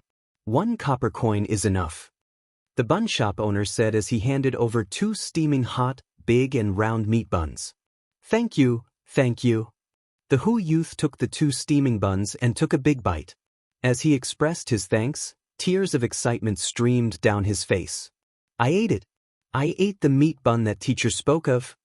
The youth raised his arms and shouted to his companions behind him. Boom! Behind him, the Hu exploded into thunderous cheers at the sight of the youth's magnificent feat. On the 2 sides of the street, the common people of the capital who had seen this sight, after their initial shock, also began to shout in excitement. Every one of them was overwhelmed with emotion. The Hu. They were not the wealthy Hu merchants of the capital, but the ordinary Hu of the steppe. For the first time, the common people of the capital realized that the ordinary Hu were just like them. There were white-haired elders among them, and there were youthful, enchanting young girls who were curious about everything. Their youths also had a shy, kind, and uneasy side. All of them were no different from the common people of the Central Plains. This was completely different from what they had imagined. Boom! When they realized this, the cheers of the crowd grew even louder. Even the soldiers maintaining order sensed this, and a faint smile appeared on their lips. After a long war and constant slaughter, the Hu and the Tang people had finally welcomed a precious period of peace. Without the strangeness and estrangement, the common people of both sides were finally able to see the true face of the other side. Son, look. There's nothing to be afraid of the Hu. Isn't that right? At the edge of the crowd, the father holding his son aloft also sensed this joyous and harmonious atmosphere, his face brimming with excitement. Escorted by the soldiers and cheered by the crowd, the thousands of Hu passed through the city gate, gradually making their way into the depths of the capital and toward the guest house that had been arranged for them. At this moment, few people noticed that in a restaurant on the street, a pair of eyes were slowly looking away, a hint of worry on their face. "Milord, if this continues, the common people might make a mistake. They think that these kind and simple Hu are all the Hu. They think that the news on the border was fabricated by our soldiers in order to claim credit. The Confucian sect is misleading the common people." Su Shixian stood by the window, his face fraught with worry. He had accompanied his lord to this place before the imperial court had announced the start of the event. Although everything before him seemed relaxed and harmonious, and the Hu elders and children did not seem to pose any threat, Su Shixian found it hard to be happy. It was very easy for people to only see one side and forget the other. Yes. Chapter 13:12. And how many people pretended not to see and pretended not to understand that these brave, vicious, and bloodthirsty Hu horsemen were the children of these shy youths? How many Han people on the border, whether they were women or children, had fallen to the sabers and swords of these who, their bodies plunged into pools of blood? Even the cruelest butcher could be kind at home, filial to his mother, and loving to his son, but when he was on the battlefield he would not show the slightest mercy to his enemies. "Let's go."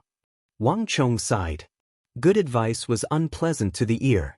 Although some things were correct, this did not mean that people would listen to them. Everyone tended to believe what they saw. The hearts of people had already changed. Wang Chong's eyes were brimming with worry. At the same time, on the other side of the street, a figure was also looking down. Unlike Wang Chong, this figure nodded in satisfaction at the harmonious chatter and laughter between the people of the Tang dynasty and the other countries, a faint smile on his lips. All his efforts had paid off. When the people of the Tang dynasty and the other countries lived in harmony, they had once more confirmed that principle of the Confucian school. People were the same, and their hearts were the same. Although their appearances were different, their languages were different, their countries were different, and their habits were different, once these external things were discarded, the hearts of people were the same. They shared the same emotions, the same joys, anger, sorrow, and joy. War originated from the unknown, from misunderstandings and lack of understanding of each other. If both sides knew that the other was an ordinary person of flesh and blood like themselves, war could be averted. Sometimes, in order to achieve this grand ideal, one had to resort to some necessary measures. Let's go. Tell the others that we can speed up the next step. Li Junxian turned his head and said to the people behind him, "Yes, young master." Elder Song and the others bowed. With a wave of his sleeve, Li Junxian stood up from the table. He took one last glance at the people of the various countries, and his starry eyes slowly became determined. People could coexist peacefully, and the scene outside the railing was extremely precious to the entire world. For this scene, he was willing to pay any price, and if anyone stood in his way, then for the sake of the people of the various countries and the greater ideals, he could only sacrifice himself. With a gust of wind, Li Junxian vanished from the restaurant. Several days later, in the Wang clan residence.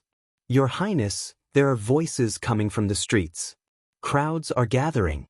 They are petitioning to stop the war." Early in the morning, Su Shixian rushed into Wang Chang's room. The situation was getting worse and worse. Ever since the tea houses and restaurants discussed the changes in the economy of the border before and after the war, and now that the Hu were entering the capital, the people in the capital were becoming more and more weary of war.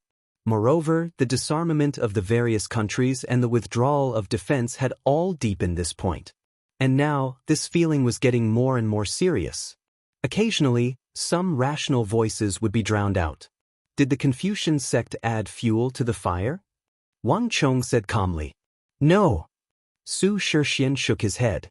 They're all small groups of people. Influenced by the weariness of war in the capital, they've gathered. Wang Chong said nothing, only sat on the sandalwood chair and closed his eyes, a hint of worry in them. I have to do something. Wang Chong slightly raised his head, his mind in turmoil. War was cruel and no one liked war. It was understandable that the people hated war and hated it. But war was not a game for children. It could not be repeated, and no one cared about one's feelings. Whether one hated it or not, whether one liked it or not, was not important. In the face of war, one could only accept the challenge or not. And the result of not accepting the challenge was the destruction of one's family, the destruction of one's life. Everything one cared about would turn to nothing. This included one's lowly weariness of war or not weariness of war. When the enemy came knocking on one's doorstep, one had no right to refuse. The Confucian sect had treated war too simply, and the common people had also been influenced to view war too simply. Wang Chong could already sense that an invisible undercurrent was brewing. Although this undercurrent was related to the Confucian sect's guidance, there was an even deeper reason behind it. Li Junxian and the Confucian sect were only using it. Even without them, this energy would still have erupted. And if left unchecked, this danger would only get worse. What's the situation with the commander base? Wang Chong suddenly asked, his eyes still closed. Su Shixian was quiet for a long time. The commander base, having invested a great deal of manpower and resources, was able to be completed in time. But right now, the morale of the army is unstable, and the commander base hasn't received many applications. Senior Zhang has also asked Your Highness if it should be delayed a little longer. The desire for peace and the weariness of war had not only affected the people of the capital, but also the soldiers on the border. Uzan, the Eastern and Western Turks, Goguryeo, Arabia, Mengshi-Zhao, all of the countries bordering the Tang dynasty had reduced their armies by more than 1 million soldiers. Such a situation had never occurred in the history of the Tang dynasty. And the Tang dynasty had reached a peace treaty with all these countries. In addition, the foreign armies had retreated 300 li from their original defensive line while the Tang dynasty had retreated 200 li. This meant that the armies of the two sides had been separated by another 500 li. Not even the scouts could sense their presence. This was like going from a hostile environment to a deserted desert. The duty of the army was to defend, to defeat the attacking foe. But if the foe was not hostile, or even sensed, what was the point of the army? In this situation, even the most experienced general of the army felt perplexed. Had the Tang dynasty truly achieved peace with the other countries? Or was the existence of the army gradually becoming unnecessary? The generals on the border reported this situation to the Bureau of Military Personnel and Wang Chong. There's no need. Tell Venerable Senior Zhang and the Bureau of Military Personnel to continue as before. In addition, keep a close eye on the Confucian sect. I have a feeling that this isn't all they want. They must be doing something else. Wang Chong sternly said, "Your subordinate will go." The Secretariat Advisor residence. During the day, countless figures would come and go, but at night, they would be replaced by countless messenger pigeons. All the news from the foreign lands, the capital, and the 9 provinces would be gathered here. As night fell, the councillor's residence was heavily guarded. Countless people armed with weapons stood guard, looking around vigilantly. Anyone who dared to approach would be stared at by them. The center of the junior marshal advisor's residence was brightly lit. The light from the countless red lanterns and candles allowed one to see many powerful figures walking in and out of the residence. Almost all of these people had the black insignia of the Confucian sect on their wrists. How is the disarmament going? In the hall, there was a wooden table. Other than a cup of tea, there was nothing else on it. Li Juanxian's handsome face was seated on the side, elegant and tranquil, exuding a transcendent aura. But at this moment, the atmosphere in the hall was fraught with tension. "Young master, everything is going according to plan. The Goguryans were the first to finish. We've sent people to investigate. They truly have reduced 280,000 soldiers. In addition, the Eastern and Western Turks, the Uzan, the Shi, the Khitans, and even the Abbasid Caliphate have all disbanded 80% of their soldiers. Our people have been supervising the entire process. In addition, we've discovered the men of the Bureau of Military Personnel. This was originally an agreement between us and the foreign countries. The Bureau of Military Personnel has interfered without our consent. Should we warn the Bureau of Military Personnel and have them withdraw their men?" An azure-robed young Confucian sect expert said with a bow. If one were to look carefully, they would discover that this person was the same person who wore a faceless mask and danced with his sword at the Drunken Moon Tower. There's no need. The Bureau of Military Personnel naturally has its own benefits. At the very least, the foreign countries will have some misgivings and can help us supervise them in completing the disarmament agreed upon. Li Junxian waved his hand in a carefree manner. His every movement naturally exuded the aura of a Confucian general who could devise strategies. Whether it was the capital or the Four Wilderness, everything was within his grasp. In addition, Sword Ghost, what's the situation in the capital? Li Junxian said.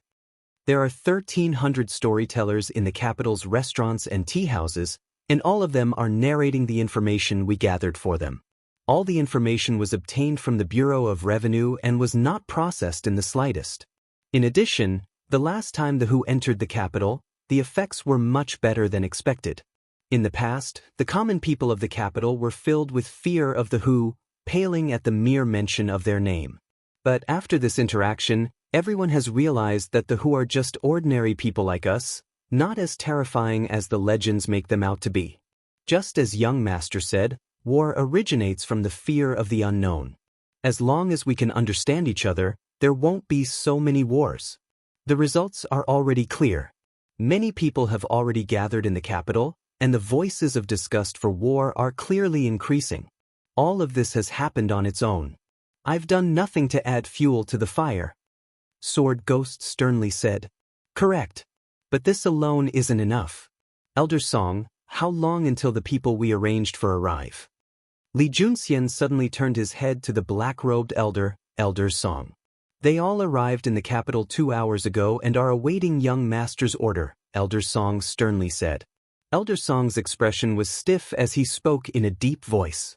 Sometimes, for the sake of the welfare of more people, as long as the greater goal is correct, we must use some necessary methods. Elder Song, begin. Everything will begin tonight. Li Junxian finally stood up from his seat.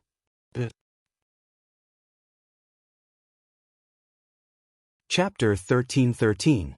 Wang Chong, the will of the people is the will of the heavens, and the will of the heavens is the will of the people. Now, the hearts of the people are slowly changing. People yearn for peace and hate war. Do you still have a way to deal with it? In the face of the great trend of the world and the advancement of history, everyone's power was insignificant. A mantis trying to stop a chariot would only be digging its own grave. Now it's up to you. This is also your last chance. With these last words, Li Junxian's gaze became extremely sharp. High mountains and flying waterfalls. Wherever they went, they were majestic and unstoppable. From the beginning of the arrangement until now, the general trend had already been formed. This was no longer something that could be stopped by anyone. Even Wang Chong couldn't do it. Your Highness, bad news. Early in the morning the next day, Su Shixian rushed to Wang Chong's study, his face pale and his hair on fire. The people of the Confucian sect invited many of the people of the war-torn border to restaurants and tea-houses, using their experiences to explain the dangers of war to the people of the capital. This matter has caused an uproar in the capital, and all the restaurants of this sort are practically empty. What? When he heard this, Wang Chong's eyelids twitched, and he suddenly stopped writing. When did this happen? Last night. Su Shixian replied, a worried look on his face. The people of the Confucian sect used to cover things up a bit, but this time, they're no longer doing so. This subordinate is worried that this is only the beginning. The Confucian sect will make even more moves. As Su Shixian followed Wang Chong for a long time, he gradually began to understand a few things. The Confucian sect wouldn't be satisfied with the current situation. They had even greater plans. And the prince was one of his main targets. Wang Chong didn't say anything, but his brows gradually furrowed. The Confucian sect had sent people to the various restaurants and tea-houses of the capital to talk about what had happened before and after the war, and the hearts of the people in the capital had already accumulated to a certain level. What the Confucian sect was doing now was igniting a spark and exploding this barrel. Again, Wang Chong said. Su Shixian quickly left to carry out the order. Countless warhorses galloped out of the Wang clan residence and scattered to the tea-houses. Whether it was Wang Chong, Su Shixian, or the instigators of all this, Li Junxian and the Confucian sect, they had all greatly underestimated the impact the people of the capital would have on the chaos of war. The cruelty and terror of war and the pain of losing one's loved ones had deeply stimulated all the people of the capital. With the help of the Confucian sect, hundreds of thousands of people had gathered together to petition for peace, to stop the war, to cherish the hard-won agreement with the foreign countries, and to disband the army. Let more children leave the army and return to the side of their parents, to avoid the separation of father and son, and the pain of eternal separation. In a single day, the Confucian sect was able to use this massive petition to bring forward the decision to disband 300,000 soldiers in the imperial court. This decision shook both the court and the people, as well as the entire empire. Impossible! This can't be allowed. A thunderous voice resounded through the court. Wang Chong was like an enraged lion, his eyes red and ready to devour anyone. Everyone was frightened by Wang Chong's demeanor. The Tang dynasty has already disbanded a large number of its soldiers. If we disband another 300,000 soldiers, even if we disband the prefectural armies, the Tang dynasty will only have around 300,000 soldiers left. With such a small number of soldiers, how can we defend the empire if something happens on the border? Wang Chong was furious. The Confucian sect's actions had touched his bottom line. As long as I'm here, this proposal can never be passed. At Wang Chong's words, a harsh light flashed through Li Junxian's eyes. King of foreign lands, you have also seen the people of the capital. The people of the capital are longing for peace, and no one wants war. Do you want to use this to claim credit? Li Junxian sternly said. With a wave of his sleeve, he stepped forward and confronted Wang Chong. In the entire imperial court, the only person who could oppose Wang Chong was this secretariat advisor of the Confucian sect. Moreover, the foreign countries have already disbanded 1 million soldiers. By disbanding its soldiers, the Tang dynasty is expressing to the foreign countries that it will never fight again. Since there is no war, what need is there for so many soldiers? Absurd. This proposal can never be passed. Since the beginning of history, when has war ever stopped? Once war breaks out, the people will be plunged into misery and suffering. Can you bear the responsibility? Wang Chong harshly retorted. Everything had a limit, and the Confucian sect's actions were already a grave threat to the empire. For the first time, Wang Chong felt an intense desire to kill Li Junxian. Thus, I am not disbanding all the soldiers, but keeping 300,000 soldiers. Disbanding the army is imperative. King of foreign lands, the world is at peace, and the general trend is in place. Anyone who destroys this hard-won peace will be a criminal of history.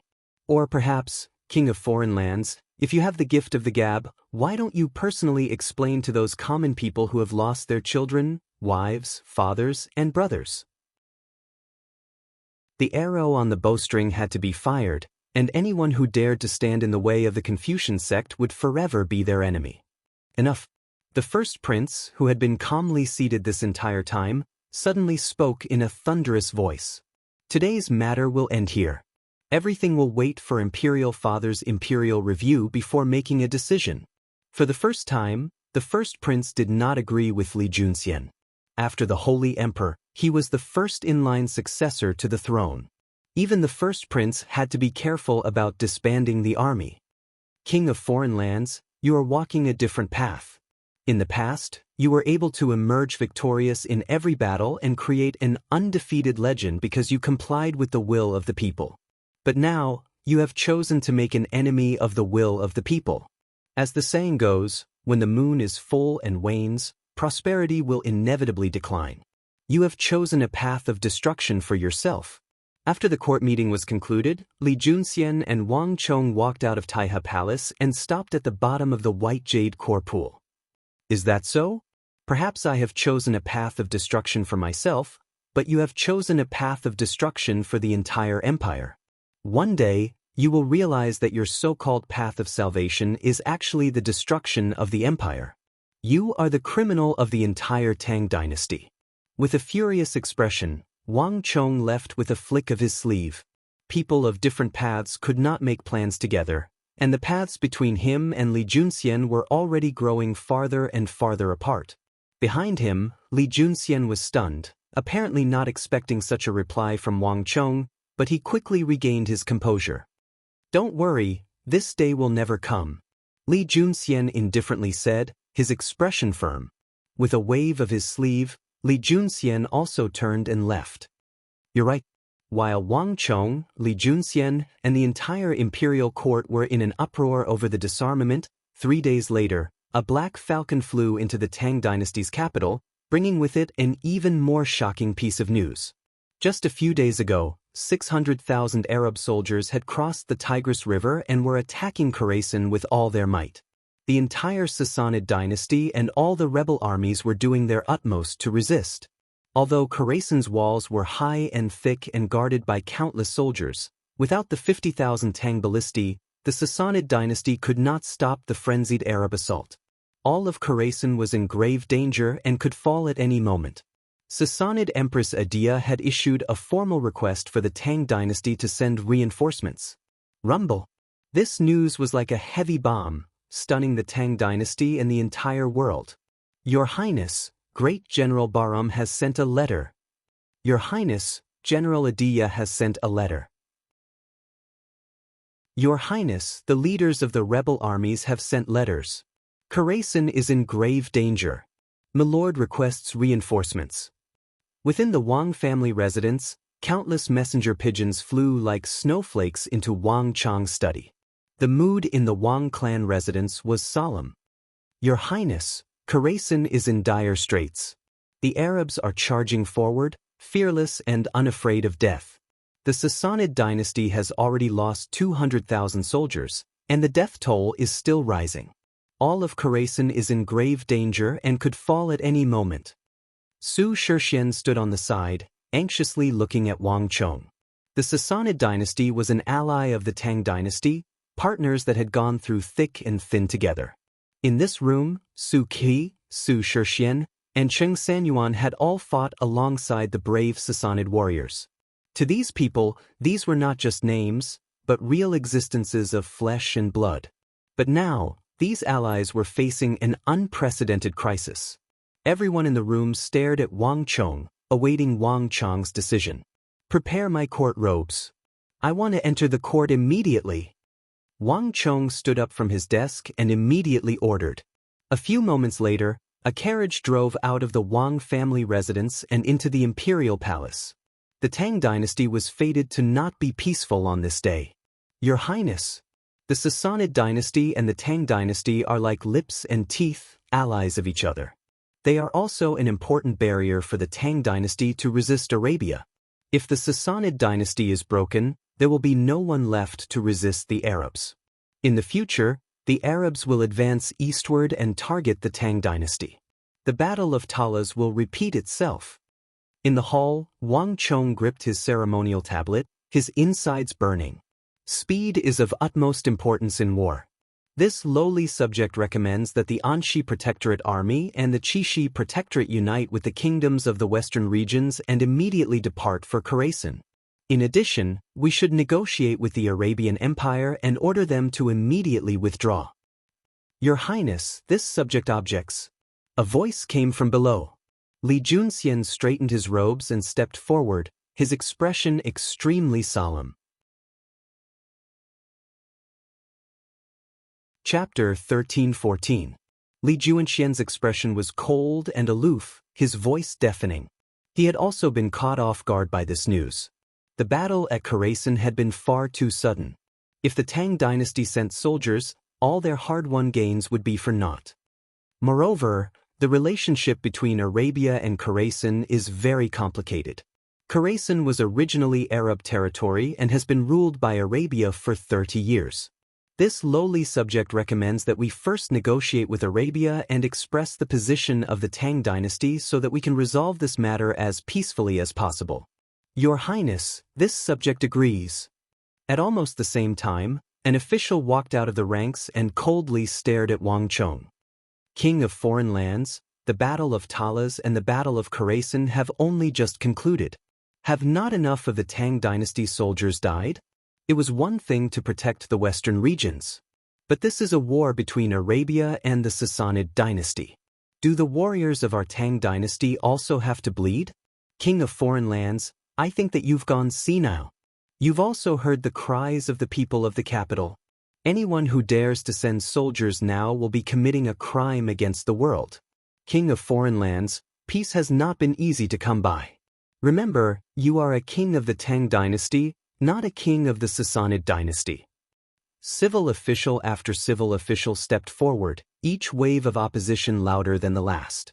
Not to mention civil and military officials, even if this incident did not happen, they would not have been able to pass. For the Tang dynasty to send soldiers in a war between Arabia and the Sassanid dynasty was simply absurd. Wang Chong said nothing, only looked at the generals in the Taiha Palace. But this time, even the generals were shrinking back. If it were any other matter, they would have immediately hesitated.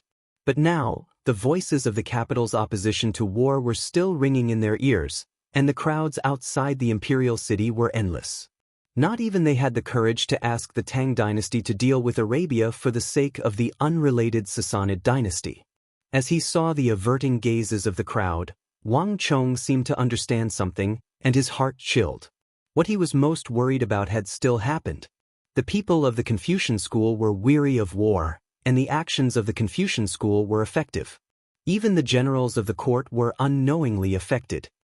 "Your Highness, without the lips, the teeth will be cold. Without the skin, where will the hair attach itself to? Khorasan is the dam that the Tang dynasty uses to stop the flood. If the dam collapses and the flood comes pouring down, will the Tang dynasty still be able to exist? Wang Chong said bitterly. However, before he could finish, the first prince interrupted him. King of foreign lands, the military is a matter of great importance to the country. We can't ignore it. That's what you said. Let's put an end to this matter for now. Allow me to report to Imperial Father before making a decision. That one sentence made Wang Chong swallow back all the words he wanted to say. Everyone, the court is dismissed. Farewell, Your Highness. As the cold and aloof first prince stood up and left, Wang Chong's heart felt empty. He felt like he had stepped on air and was falling into the depths of the void. In his muddle-headed state, Wang Chong had no idea how he had left Taihe Palace and the Imperial Palace. Raising a tiger is inviting calamity. This is raising a tiger to invite calamity. Does no one understand that once Khorasan is breached, the Tang dynasty will be the next target of the Arabs? Khorasan has always been a source of strength. If the Arabs are allowed to reoccupy it, given time, those Sassanids who fought against the Arabs will turn against the Tang dynasty. The Arabs will be like a tiger that has grown wings. As countless thoughts flitted through his mind, Wang Chong felt like something was stuck in his chest and his heart was in extreme pain. In the southwest, when he had faced an army of hundreds of thousands, an army that far outnumbered his own, even when he knew that the odds were against him, Wang Chong had never felt so uncomfortable. But those evasive eyes of the generals in the imperial court, when the world was at peace, the hearts of the people longed for peace. When had the hearts of the people crumbled to such an extent? The carriage rumbled. After traveling for some time, Wang Chong finally heard a familiar voice at his ear. How long have you been traveling? Your Highness, the imperial court did not pass it, right? Su Shishuan's cautious and uneasy voice came from outside. Wang Chong leaned against the carriage, his eyes half closed as he took in a deep breath, finally coming back to his senses. It's impossible to pass the imperial court. After a long while, Wang Chong finally spoke. Outside the carriage, Su Shishuan trembled, his face paling. Although His Highness had seemed a little off when he left the court, Su Shishuan had never imagined that the imperial court would directly reject the proposal to send troops to Khorasan.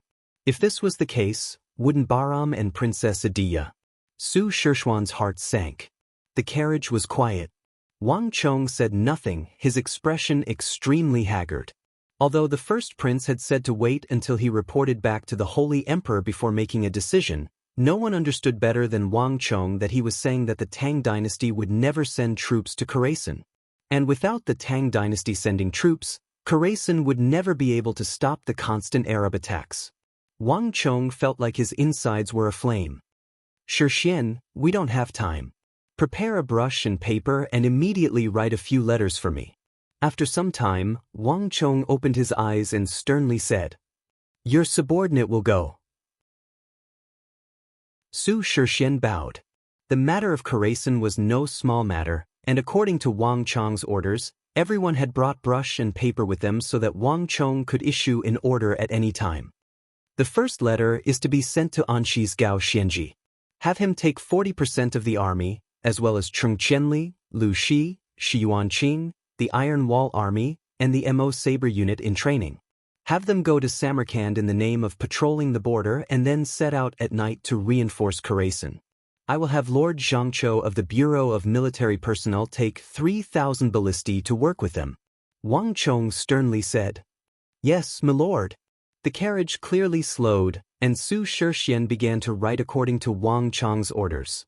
The second letter is to be sent to Qishi's Su Hanshan and Li Sai. The more dangerous the moment, the calmer Wang Chong's voice became. Through the activities of Wang Chong and Zhangqiu Jianxiong in the imperial court, Su Hanshan and Li Sai had finally been released, and because of this matter, their prestige in the army had soared. Even the 3 Confucian commanders were now much more restrained. Tell them to mobilize all the Wushang cavalry and immediately head to Khorasan. In addition, tell them to erase the Wushang cavalry from the army and restore their freedom. Su Shishuan's brush paused, a hint of shock appearing on his face. But Su Shishuan quickly realized something and lowered his head. Yes, Your Highness. Of all Wang Chong's subordinates, Only the Wushang cavalry were the most special. They were far more powerful than any other army, and not even the Mamelukes were a match for them. But even though Wang Chong had brought them along with the Qixi Protectorate to Arabia during the Battle of Talas and Khorasan, the Wushang cavalry did not belong to the Qixi Protectorate. After the battle, they were supposed to be incorporated into the regular army, but the Wushang cavalry were too numerous and did not belong to any protectorate army, so they had not been completely integrated into the regular army. If they were going to reinforce Khorasan, they would probably be the strongest fighting force on Wang Chong's side. The carriage was moving slower and slower, and in the end, it was not much faster than walking. Outside the carriage, the rustling of writing never stopped. 1 letter, 2 letters, Su Shixian swiftly wrote according to Wang Chong's orders. The 3rd letter. Notify the King Gonka of the western regions for me. Have him use my name to recruit soldiers from the various kingdoms of the western regions. Tell the chiefs of the various tribes that the cooperation will continue as before. They will receive sufficient compensation from me. Order after order was issued from Wang Chong, his expression growing calmer and calmer. Outside the carriage, Su Shixian continued to respond, his brush furiously writing. The last letter. Write it for me to the Caliph Mutasim III of Arabia, Wang Chong said. Su Shixian was startled by these words, a hint of astonishment appearing on his face. He could understand writing to Gao Xianji and Su Hanshan and erasing the Wushang cavalry from the army, but Su Shixian had never imagined that Wang Chong's last letter would be to the Caliph of Arabia. Was His Highness trying to persuade the Caliph to withdraw? Wang Chong had no idea what Su Shixian was thinking. He was deep in thought. Tell Mutasim III to immediately withdraw his army. Tell him that courtesy demands reciprocity. If he refuses to withdraw, I will personally take Baghdad in the future. In addition, tell him that if Khorasan falls and the Arabs massacre the city, the same thing will happen to the Arabs. Wang Chong's voice was icy cold as he spoke these last words. Su Shixian froze, and then he understood. The great Tang and Arabia were tens of thousands of li apart, and the imperial court had yet to make a decision. What they needed to consider right now was not how to save Khorasan, but how to deal with Arabia's vengeance if the city were to fall. Back then, the great Tang and the Aswaran cataphracts had worked together to kill nearly 1 million Arab cavalry. To the Arabs, this was a blood feud, and given the Arabs' usual style, there was an 80 to 90% chance that they would massacre the city once it was breached. Wang Chong's last words were clearly meant to prevent this from happening. Given the tough personalities of the Arabs, it was clearly impossible to intimidate them with a single letter, but it was completely different if this person was Wang Chong. If Wang Chong could kill nearly 1 million Arab cavalry, he would be able to kill even more Arab soldiers, and even massacre cities. This letter was not just a deterrent or a threat, but a real threat. Wang Chong had the ability to carry out everything he said. Chapter 13-15. After doing all this, Su Shixian, unwilling to disturb Wang Chong, chose a quiet and secluded path to the Wang family residence. Far too many things had happened in this period of time, and His Highness was truly too tired.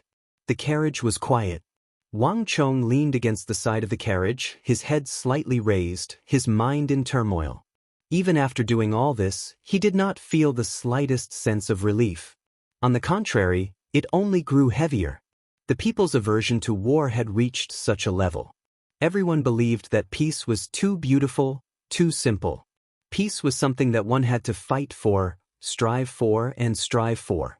While many people were discussing how Khorasan was far away and how the war there had nothing to do with the Tang dynasty, no one understood that the same thing could happen in the Central Plains, could happen in the Tang dynasty. They simply did not understand that sometimes, it was not that one wanted to fight, but that one had to fight. What happened in Khorasan was the real world. Boom! Just as he was deep in thought, the carriage suddenly jolted and came to a halt. What's wrong? Wang Chong opened his eyes and said, Your Highness, it's nothing. The road ahead is blocked. I'll immediately change to another path. Su Shixian's voice came from outside the carriage. His voice was trembling slightly, tinged with panic. He immediately tried to change his path, but he was too late. We don't want war. An earth-shattering, hoarse, and deafening shout suddenly came from ahead of them. The Tang dynasty has already had too many wars. Anyone who dares to start a war will be everyone's enemy. A general's success is built on the bones of 10,000. In order to claim credit, the border generals are willing to do anything. We will never agree. Just how many people will die? 100,000? 1 million?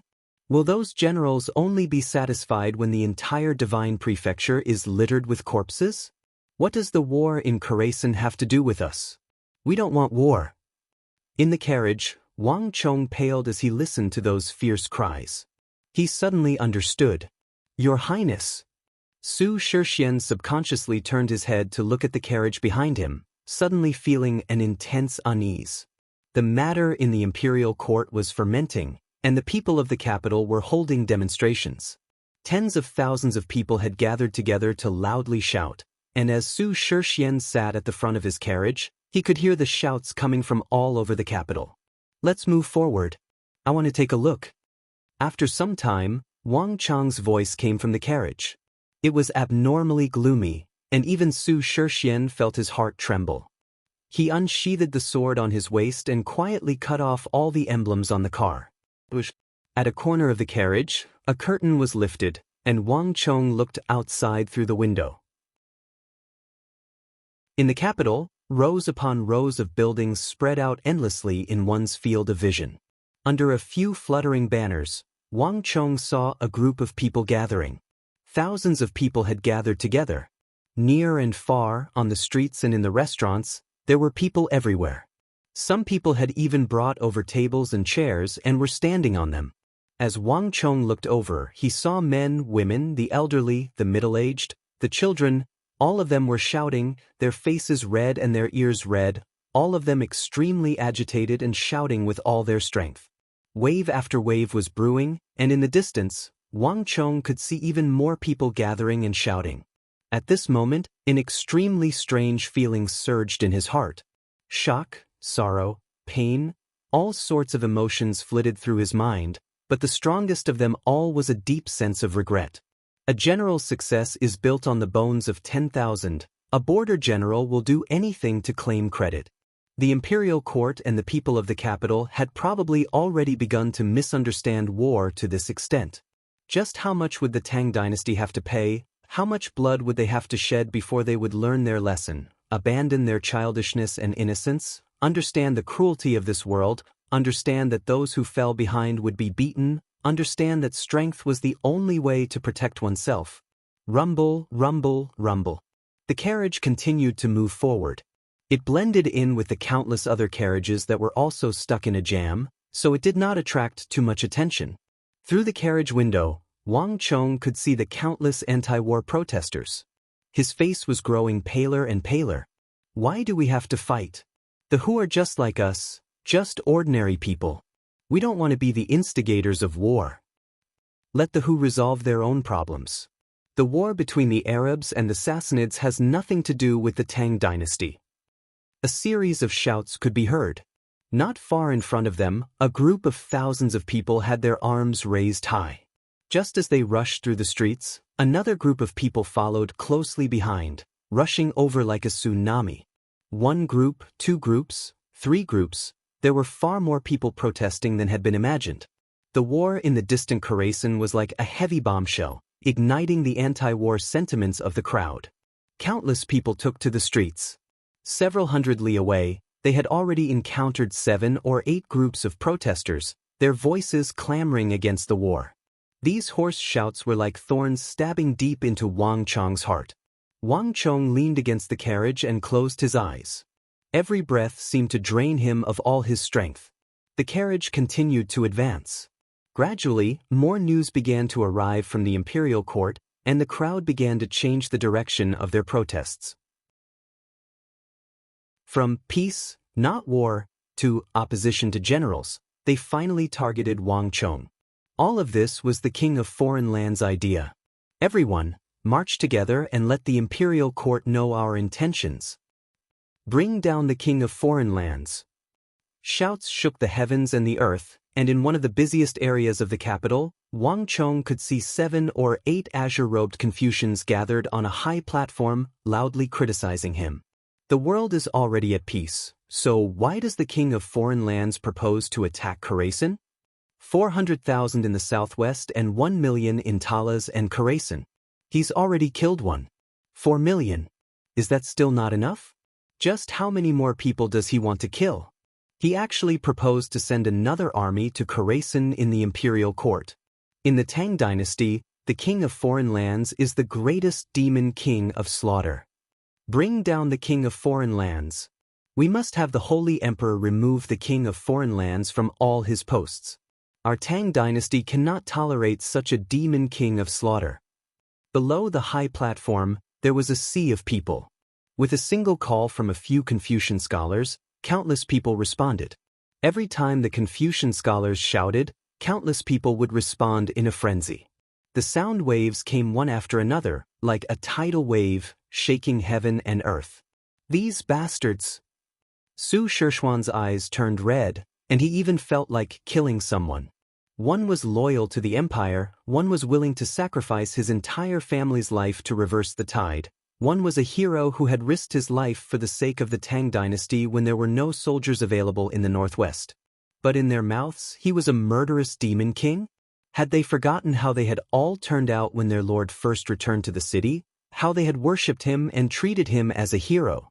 It had only been a short time, but how had he become so fickle? At this moment, Su Shixian felt like his heart was dripping blood.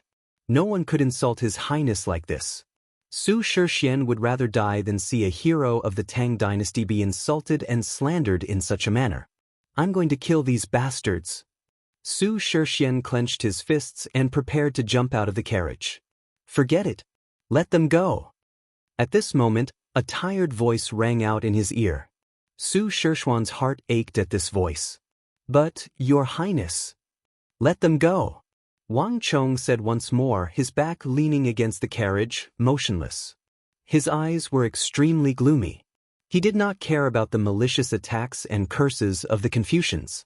What he truly cared about were the intense emotions of the common people around the platform. When those voices of rebuke rang out together with the Confucian scholars, it was even more painful than the ice-cold swords.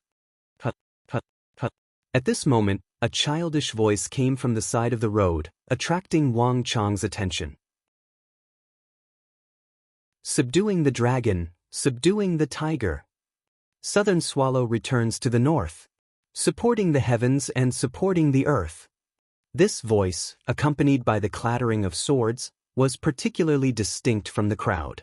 With a thought, Wang Chong parted a curtain. On the side of the street, next to a medicine shop, a boy of 7 or 8, dressed in blue robes, was brandishing a bamboo sword. Although the bamboo sword was light and powerless, the boy's eyes were clear and his expression serious. The crowd around him was shouting, but it was as if none of it had anything to do with him. The boy was completely focused, as if the bamboo sword in his hand was the only thing left in his world. What are you doing? Don't you see that everyone is marching against the war? Suddenly, a loud voice came from the side. Before the little boy could react, a rough, fan-like palm stretched out from the side and fiercely slapped the back of his head. At the same time, the bamboo sword in the little boy's hand was snatched away. Pa! Didn't you hear what the restaurant said? Those who go to the battlefield have their guts pierced and their brains spilled out. I didn't raise you up to have you die on the battlefield. You're so young, yet you don't learn good things. Hurry up and scram back into the house and study. Remember, you're not allowed to wield a sword in the future.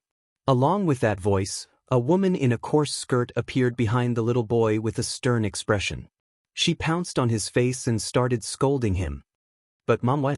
The boy raised his head, his face full of grievance as if he wanted to argue. But he was quickly cut off. There's no why. What's the point of being a soldier? Anyone who likes to fight is nothing good. Chapter 1316. At that moment, Wang Chong felt like a dagger had been stabbed into his heart, causing it to tremble. The thousands of petitions, demonstrations in the capital, even direct attacks on him, were all inferior to a single word from this mother. On the side of the street, the boy lowered his head and timidly walked into the room behind him as if he had done something wrong. When he saw the boy's disappointed, aggrieved, bewildered, and confused eyes, Wang Chang's heart fiercely convulsed. On the bustling and clamorous street, few people noticed the boy standing by the medicine shop, nor did they notice his mother. Their existences seemed petty and insignificant, but to Wang Chong, none of the protesting crowds in the capital were as large and dazzling as them. All the slander, all the criticism, and all the slander could not compare to the pain in the boy's eyes before he entered the room. The foundation of an empire depended on its people, and the foundation of its people was precisely this boy.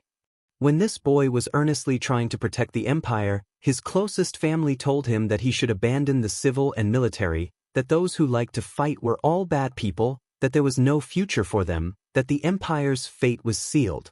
If no one was willing to step forward to protect the empire, the people of the Central Plains, the Tang dynasty would have fewer and fewer generals, and only the most tragic fate would await the empire.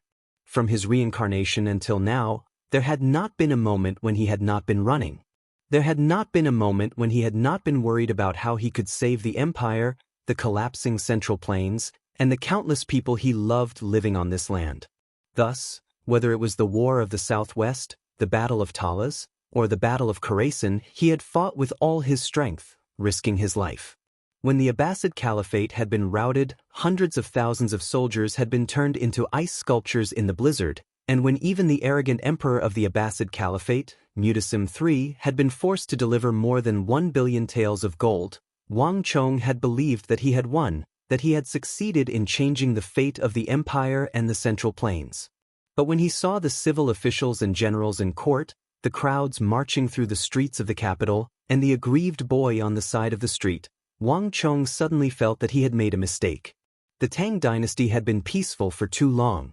There were too many undercurrents and dangers hidden on the surface of the prosperous era. Forming the Wushang Iron Cavalry, forming the Mo Sword Unit, searching for meteoric iron from overseas, forging Wuzi steel weapons, recruiting mercenaries. All this while, he had been doing his best to increase the strength of this empire and its military strength. However, no matter how strong they were, no matter how many troops they had, they could only save them from a temporary crisis. They could not change the divine land forever. The War of the Southwest, the Battle of Talas, these dangers were far from the beginning, and they certainly would not be the end. If he wanted eternal peace, he had to forever change the thinking of this empire. What this world truly needed to be saved was not the miserable defeats it had suffered, but the rotten hearts of the people. Wang Chong clenched his fists, his entire body trembling. At this moment, Wang Chong deeply felt that he had to do something. Even if no one supported him, even if no one understood him, he still had to do something. Before the world was thrown into a storm, he had to lead this country out of the swamp and onto the correct path. Return to the residence. The carriage finally passed through many streets and entered the depths of the Wang family's residence. At this moment, no one in the capital, including Wang Chong himself, knew that the storm that was about to occur would engulf the entire Tang dynasty, the entire world, and would completely change this ancient country of the East. The wheels of history would roll onto another path. By the time Wang Chong entered the residence, the entire capital was undergoing a major transformation. Events were developing far more intensely than many people had imagined. The anti-war protests that had swept through the capital showed no signs of abating.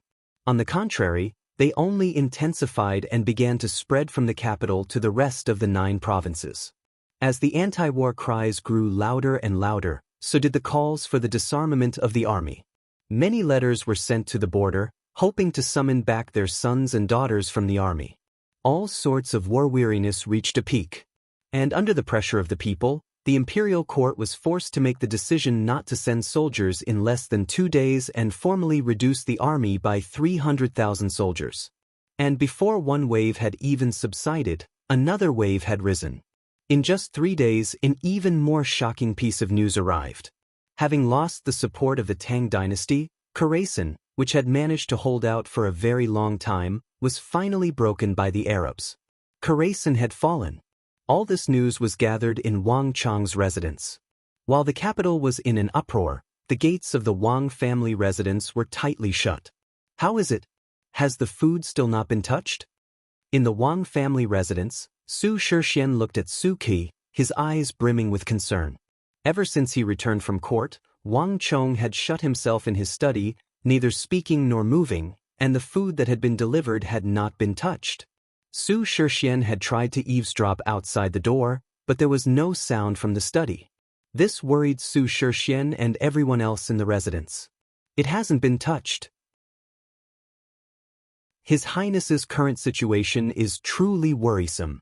Su Qi replied. This matter has definitely dealt a heavy blow to him. Su Qi was no less worried than Su Shixian. Wang Chong had always placed great hopes on the imperial court, but this time, both the imperial court and the people had left Wang Chong deeply disappointed. The Confucians of the capital had even begun to attack Wang Chong. Su Qi could guess that Wang Chong was in a terrible state. Even his subordinates felt deeply wronged on Wang Chong's behalf. But in the face of this wave of anti-war sentiment, both he and Su Qi felt that their words carried little weight and that they could do far too little. The two of them glanced at the closed door of Wang Chong's study and mentally sighed.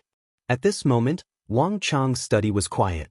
If one looked through the door, they would see that Wang Chong was sitting motionlessly behind his desk. He had been in this state for 5 days now.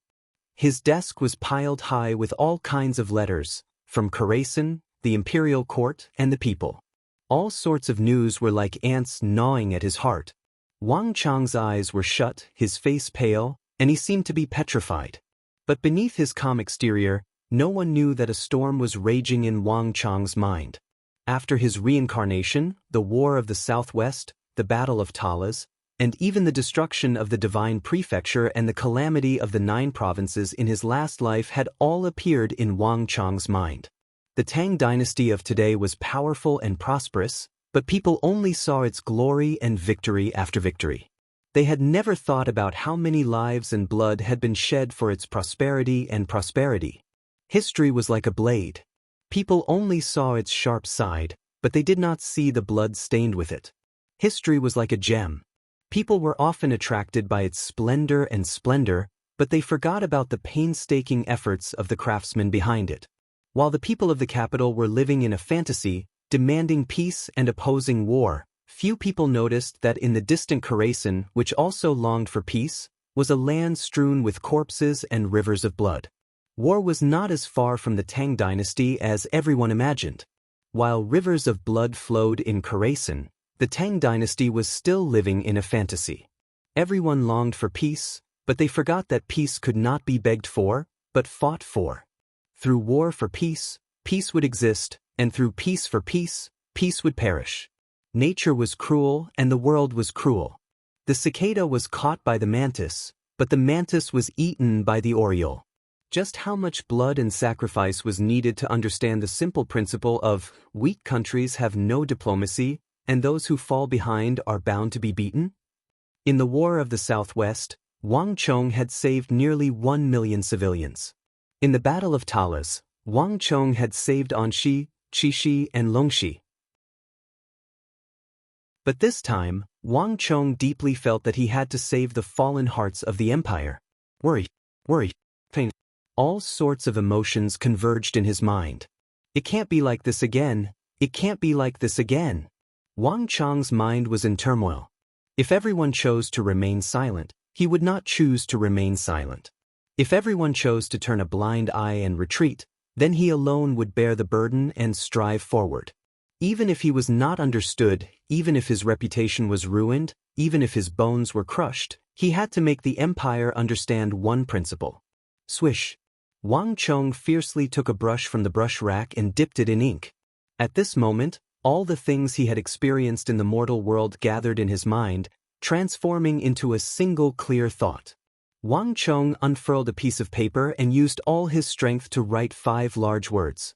Strength, power, right, truth, reason, rumble. The instant the first word rang out, a wild wind suddenly kicked up, lightning flashed, and thunder roared.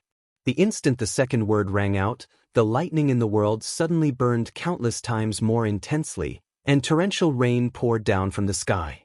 And when Wang Chong wrote the last word, the entire capital underwent a massive transformation, countless bolts of lightning flitting through the clouds. The deafening roar resounded through the world. Even the torrential rain intensified, the winds howling like the wailing of ghosts and the wailing of gods, all of them seemingly stunned by those 5 words. What's going on here? There were still several hours until nightfall, so why did it get dark so quickly?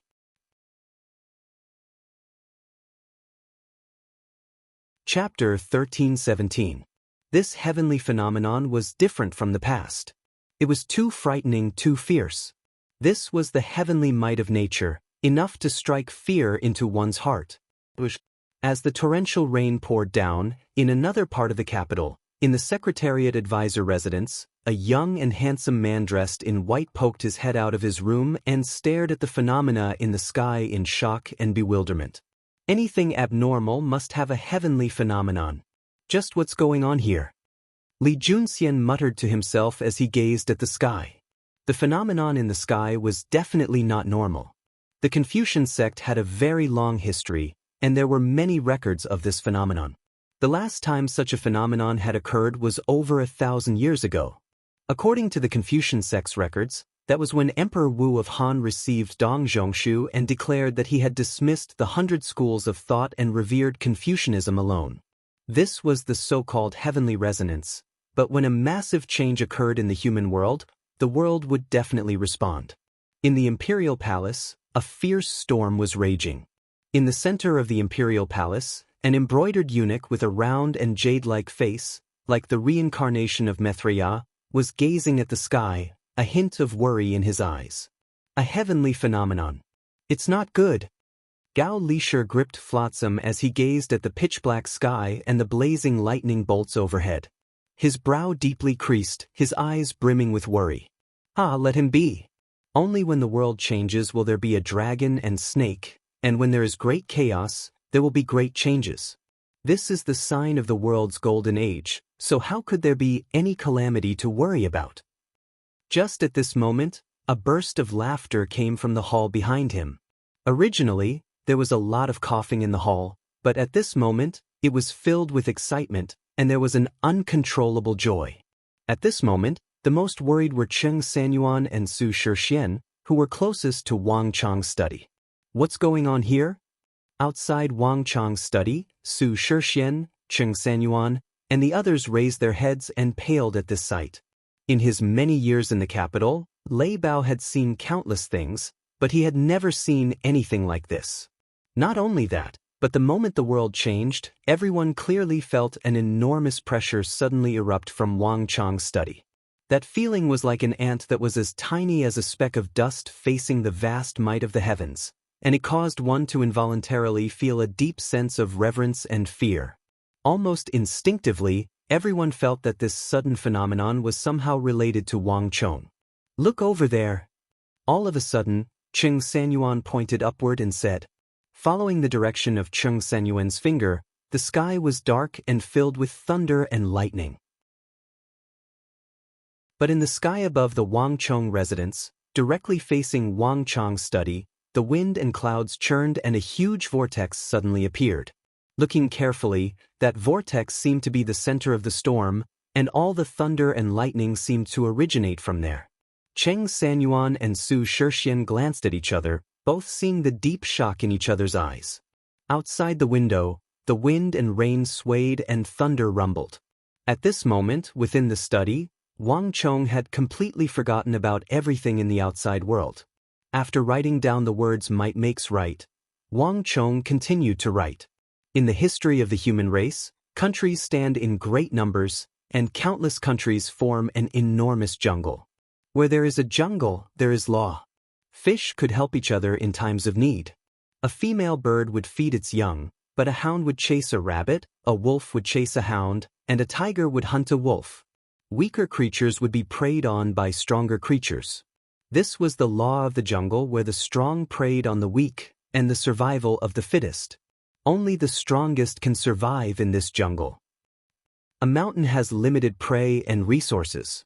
In the long run, there is only enough to support one tiger. If another tiger comes, there won't be enough food, and there will inevitably be a struggle. If two tigers can coexist peacefully, they will both have to face the danger of starvation. This is why it is said that one mountain cannot contain two tigers. This is true for animals, and it is also true for countries. In a struggle, what ultimately determines victory or defeat is size, physique, and martial strength. The weak can only be driven away or die. This is the law of survival. From ancient times until now, every dynasty has been the same. When the countries fought with the Qin was strong and the other countries were weak, so the Qin obtained the world. At the end of the Han, the other countries fought with the powerful Wei, but in the end, Wei survived while the other countries were destroyed. The great Qin expelled the northern Di and Xiongnu through martial strength, not benevolence. If the violent Qin was not strong and the Hu invaded, the central plains would have long since been destroyed. Wu of Han fought with the northern Hu and resisted the southern barbarians because of the Han strength, not because of the Confucians of Zhongshu. The reason why the Tang dynasty is so powerful and the other countries are vying to submit to it is because the other countries know of the Tang dynasty's strength, not because of the Tang dynasty's benevolence. The strong survive while the weak are destroyed. This is the law of the heavens, a foregone conclusion. Like the sun and moon rising from the east, the stars setting in the west, it cannot be changed. From ancient times until now, there has never been a case of the weak surviving while the strong being destroyed. The replacement of the Qin and the Han was due to the weak at the end of the Qin and the strong at the beginning of the Han. Looking at the four seas, like the Battle of Julu, Xiangyu was destroyed while the strong Qin survived. Today, things are the same, but the people are not. Wolves eat meat, deer eat grass. This is the nature of things. Today, the barbarians of the Four Wastelands have the nature of tigers and wolves. They disarm in the yang but oppose in the yin. They build up their troops and wait for the day to come. But the Tang dynasty claims to be benevolent and righteous, withdrawing their troops and horses. They are like humans cutting off their limbs, tigers losing their claws, hoping to weaken themselves in exchange for peace, never to fight. This kind of behavior is like feeding a tiger with one's body, holding firewood to extinguish a fire. The fire will not be extinguished until the firewood is extinguished. When the Tang dynasty weakens, the four powers will gather and divide it. When the divine continent falls, the Tang dynasty will fall, the people will be plunged into misery and suffering, there will not be a day for 100 people to survive, then it will be too late for regrets. Looking at the present from the past, seeking peace through war will lead to peace, seeking peace through compromise will lead to peace. If the Tang dynasty wants to achieve 100 generations of peace, never to be invaded, then they must strengthen themselves and the people will be strong, helping themselves and the heavens will help them. Wang Chang's pen moved faster and faster, 1 page, 2 pages. Every time he finished a page, he would change to a new one. His life's resentment, worry, and the thoughts and gains of several lives were all turned into his pen. Outside the window, thunder and lightning intertwined, becoming more and more intense, and the sky had completely darkened. In the capital of the Tang dynasty, countless people panicked in this strange darkness for an entire night.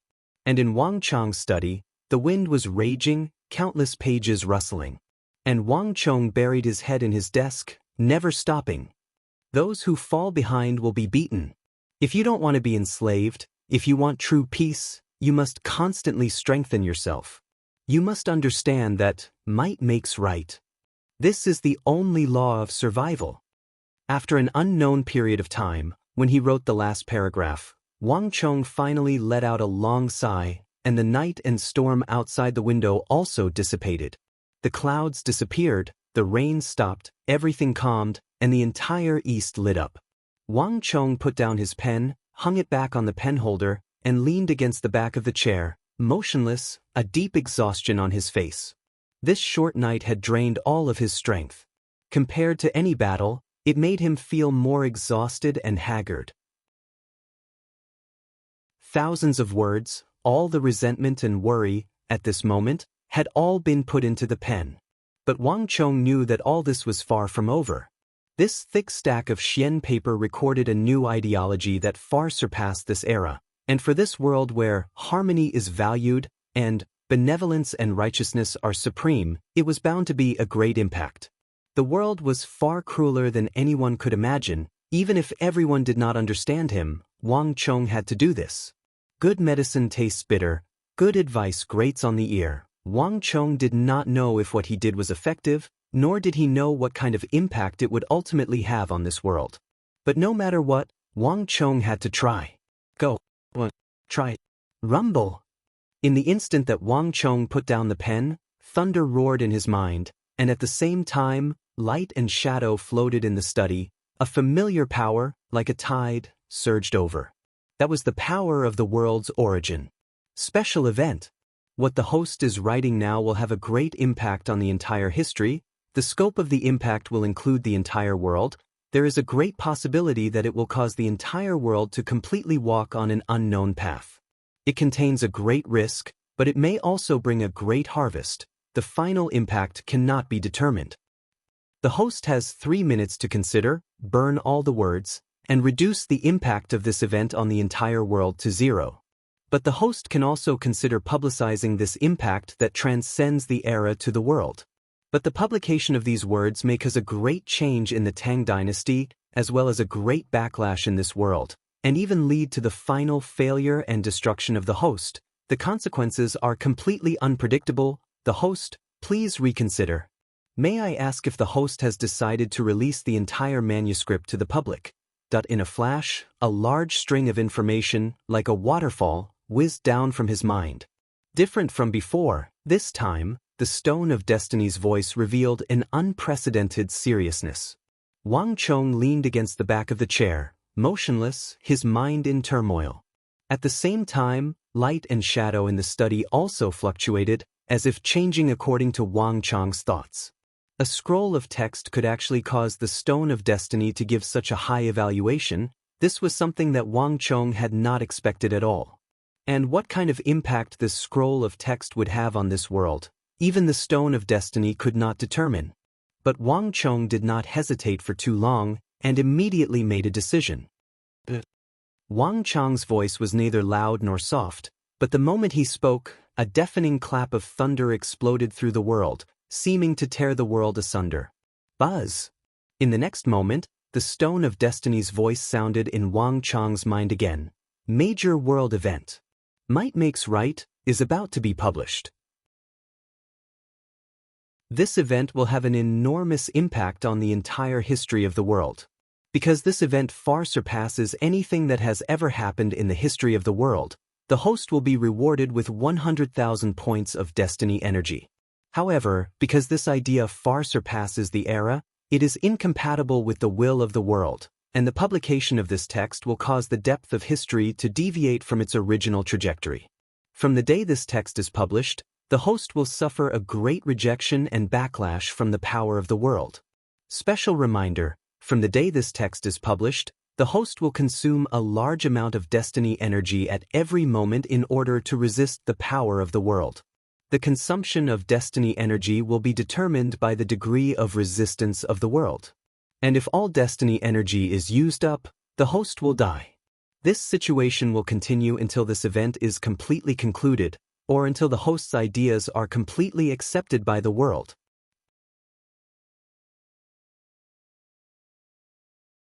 Chapter 13:18.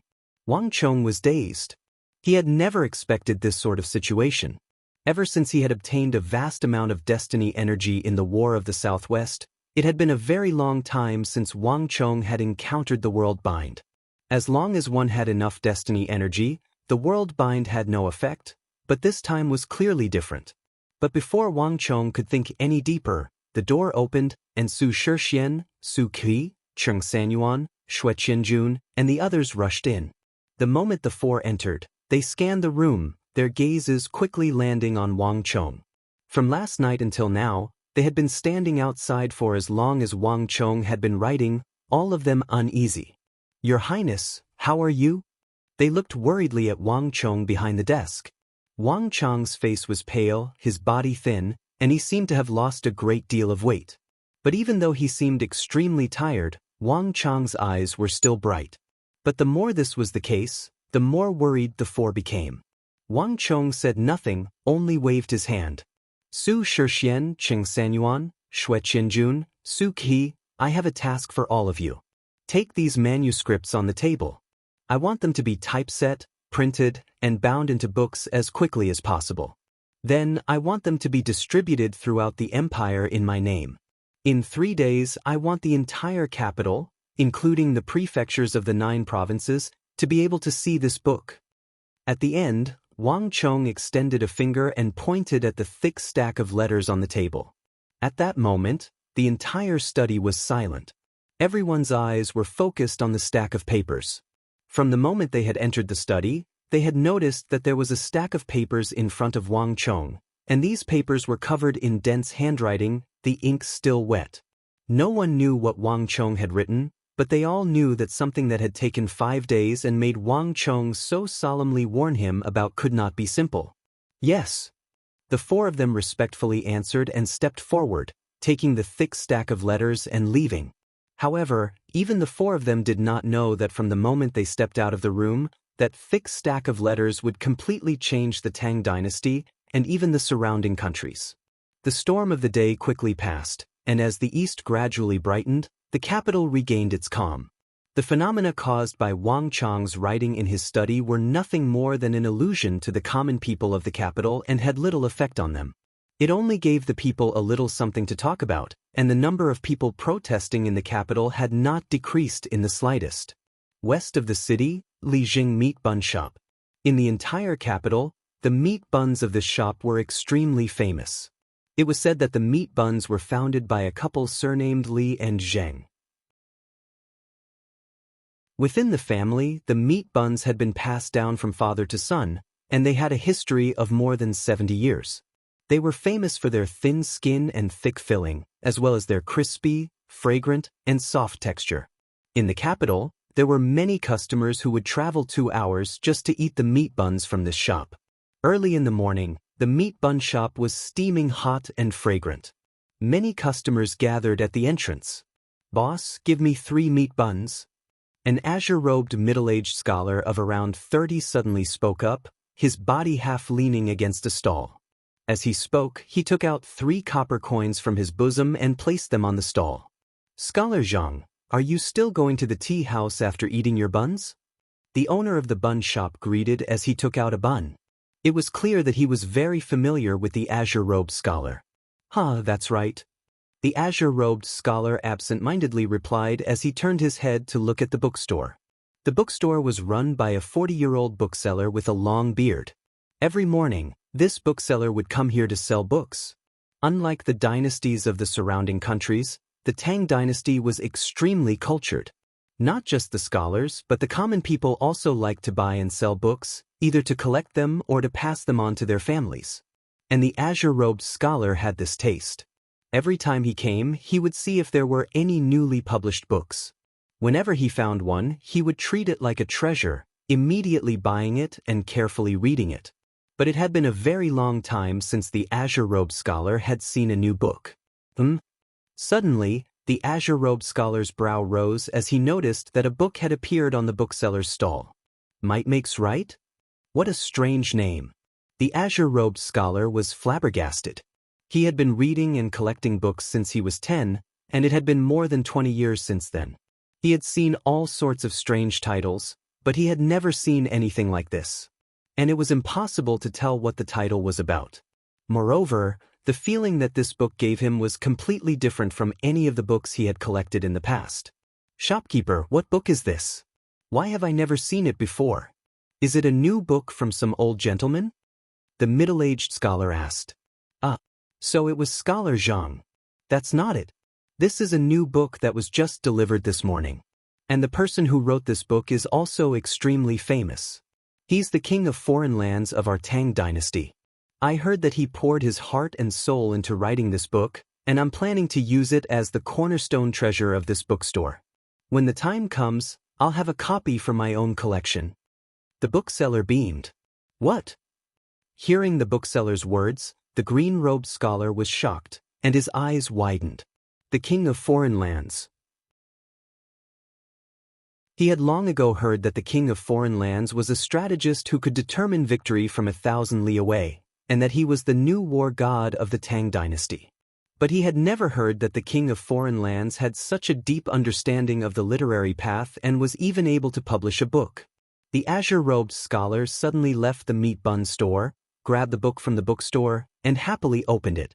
But after a few quick glances, the scholar paled. "Shopkeeper, how much is this book?" 10 copper coins, but I'm not selling, the bookseller subconsciously said.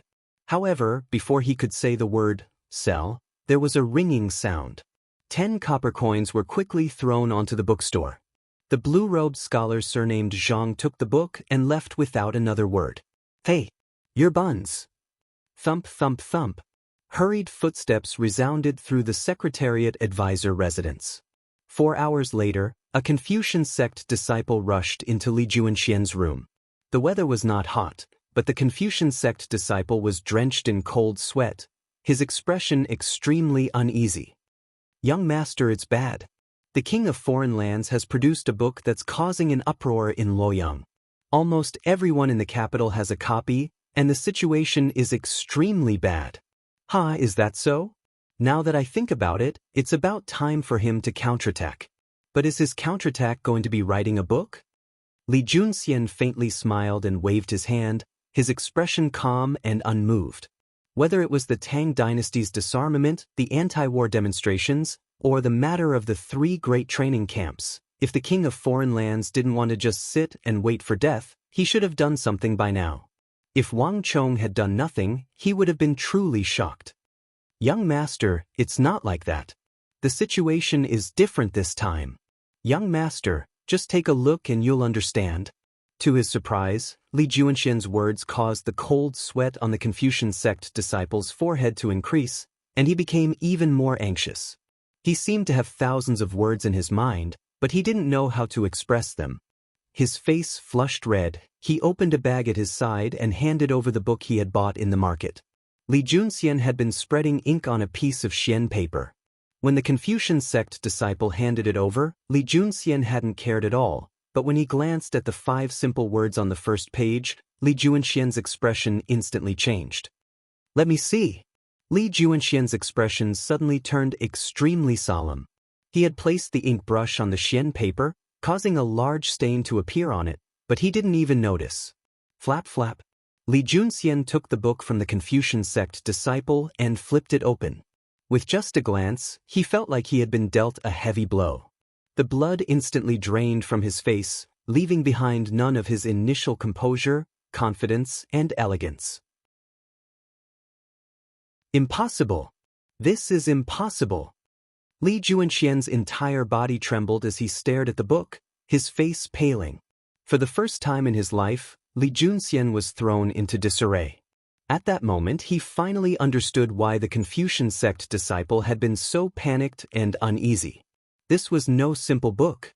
This book was shaking the foundation of the Confucian sect and the Confucian school.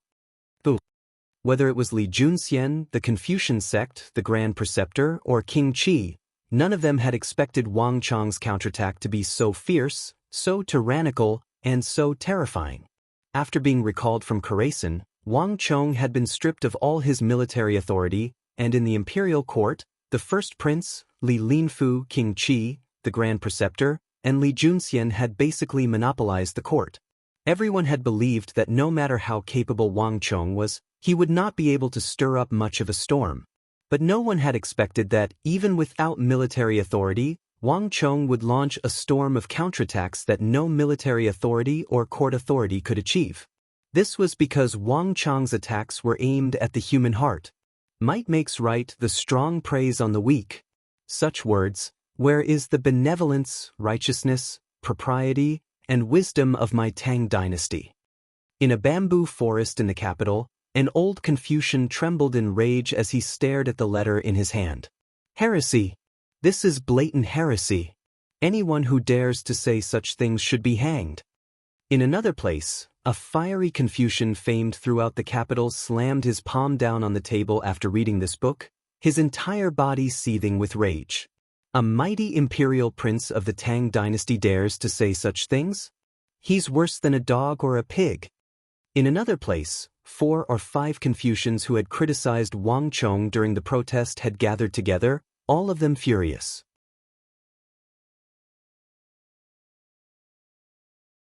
Chapter 1319.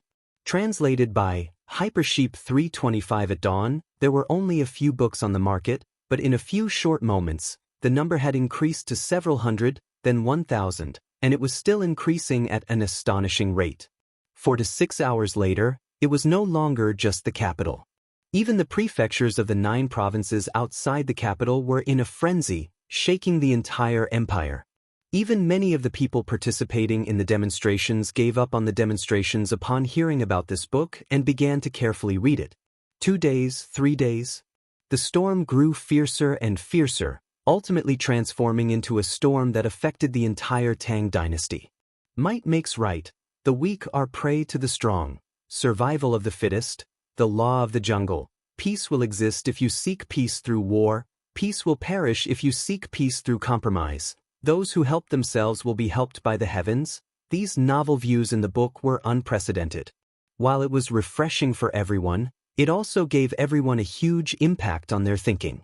In the history of the Central Plains, there had never been a book like this, one that had so sharply and profoundly exposed the relationships between countries and people. And it had used this naked method to display the laws of survival for the masses. This was a movement to open the minds of the people. The capital was surging with more and more anti-war and peaceful demonstrations. It was like a bucket of cold water had been poured over them, causing many people to calm down. Longxi, Big Dipper City. Geshu Han stood on the smoky, war-scarred walls, fully armored, his hands held behind his back as he gazed at the Might Makes Right book that his subordinates had sent from the capital as quickly as possible. He stroked his beard and laughed, his entire person exhilarated. In Geshu Han's hands, this tiny book was a supreme treasure. A good book, a good book. Wang Chong, kid, this general truly didn't misjudge you. 1,000 memorials and 10,000 remonstrations can't compare to a book of tens of thousands of words.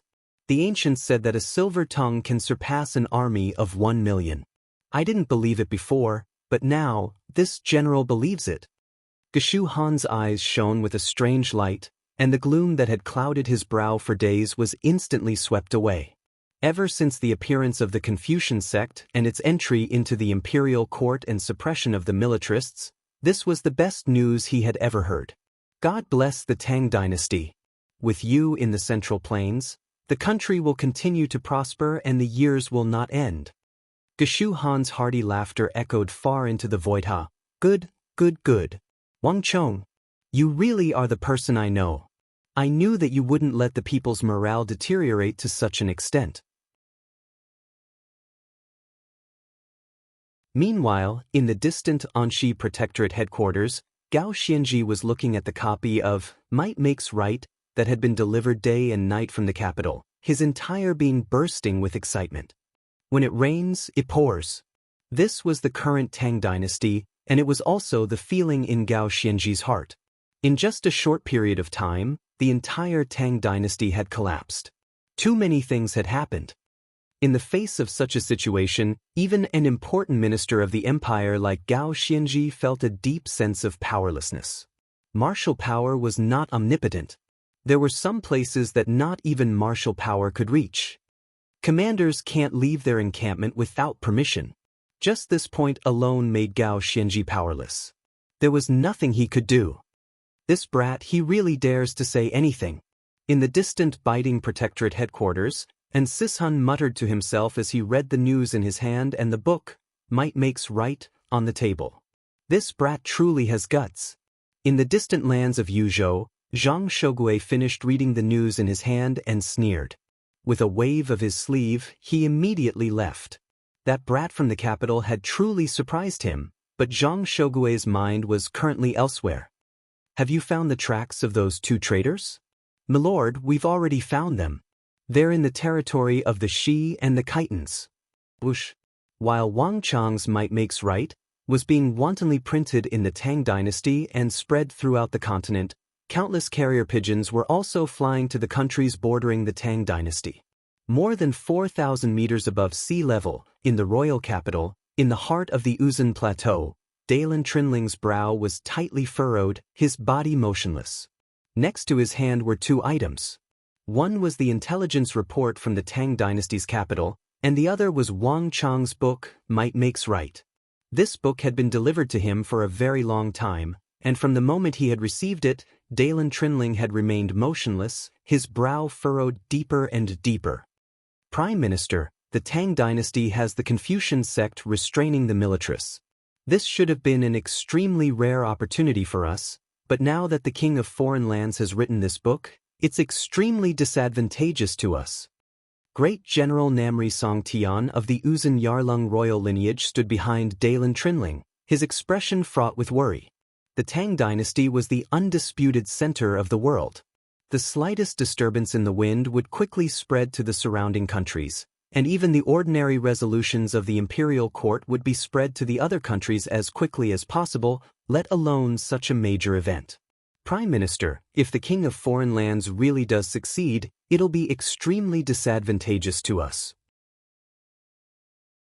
Not only will our plan to use the Confucian sect to suppress the Tang dynasty's army fail, once the entire Tang dynasty, perhaps even the entire Central Plains, is transformed from sheep into tigers and wolves, as described in his book, it will be a true threat to us. Namri Songtian said, Uzun and the Tang dynasty had been embroiled in grudges for centuries, with both victories and defeats. To Namri Songtian, this was a normal phenomenon. In a few decades, no matter how badly it was defeated, Uzun would be able to recover. As long as he could wait, the humiliation and crushing defeat that Uzun felt at the hands of the Tang dynasty would be returned 100-fold to the Tang dynasty. But this book was completely different. Given the enormous influence that Wang Chong had on the Tang dynasty, if he really did succeed, the entire Tang dynasty would accept his ideals and become a country of tigers and wolves. That would truly be the end of Uzun. How is this matter affecting the Tang dynasty? Dalen Trinling suddenly asked. Everyone is rushing to buy it, and paper is expensive in Luoyang. Namri Songtian only said a few words. The influence of Wang Chang's book was far greater than he had expected, which was why he was deeply concerned. This matter has already happened, and nothing we can do can change it. We can only think of a way to minimize the impact of this matter. Dalen Trinling's expression was calm, but there was a rare ripple of emotion in the depths of his eyes. Although he had not yet met Wang Chong, in this first exchange, Dalen Trinling had already sensed the threat that the Tang dynasty's King of Foreign Lands posed. There was no question that this was an extremely powerful opponent. Inform our people in the Central Plains to do everything in their power to buy this book, no matter the price. Completely destroying this book is impossible, but we can make it so that as few people as possible see it. In addition, inform Li Junxian that the King of Foreign Lands' actions make us feel very uneasy. This is not the behavior of a peaceful country. Have the Confucian sect think of a way to resolve this matter. Dalen Trinling said, the King of Foreign Lands was no easy character to deal with. The only way to deal with him was to drive the tiger to devour the wolf. Flap flap. Eagles flew off in every direction. On the distant Mount Sanmi, the title of Might Makes Right was just a few words, but it was enough to cause an earthquake on Mount Sanmi. Bastard, how could something like this happen? With a furious roar like that of a lion, there was a loud crash from the golden tent on the summit. Countless objects, including tables and chairs, were sent flying by Ishbara Kagan's sweep. Within the tent, Ishbara Kagan's eyes were wide open, his chest heaving. In the Battle of Talas, the Tang dynasty had used its 100,000 soldiers to defeat an opponent 10 times its size. In the Battle of Khorasan, the Arabs had suffered countless casualties, more than 1 million in total. Even an Arab war god like Qutayba had died at Wang Chong's hand. Ishbara Kagan had always believed that the Western Turkic Khaganate was extremely powerful, but it had not reached the level of the Arabian Empire. If not even Arabia was a match for the Tang dynasty, who else in the region could oppose the Tang dynasty? It was precisely this series of battles that shattered Ishbara Kagan's confidence, making him apprehensive of the Tang dynasty and the King of Foreign Lands. No, it was no longer just apprehension. From a certain perspective, it was fear. Ishbara Khagan's fear had played a major role in allowing the Western Turkic Khaganate to so quickly agree to reduce its army. Just what is that Confucian sect of the Tang dynasty doing? Do they know what will happen if this book is completely spread through the Tang dynasty and everyone accepts its ideas? Ishbara Khagan found it impossible to remain calm. This book gave him a feeling that it was even more terrifying than an army of 1 million. No one understood the terror of this book more than he did. It was a true scourge. Whether it was the Western Turkic Khaganate or the Eastern Turkic Khaganate, they had been able to suppress the dynasties of the Central Plains, which had 10 times their population, for most of their history. Whether it was the Tang or the Sui, they had been forced to passively defend against their attacks time and time again. This was because the Turks were wolves while the Tang dynasty was sheep, or rather, a Confucian. To use the words of an expert of the steppe, the Confucian was cowardice. Wolves eating sheep was a matter of course, but if the Tang people of the Central Plains accepted the ideas of the king of foreign lands, accepted the ideas of this book, then the Western Turks would no longer have to face a sheep, but a wolf as fierce as themselves, perhaps even more terrifying. This was what Ishbara Khagan deeply feared.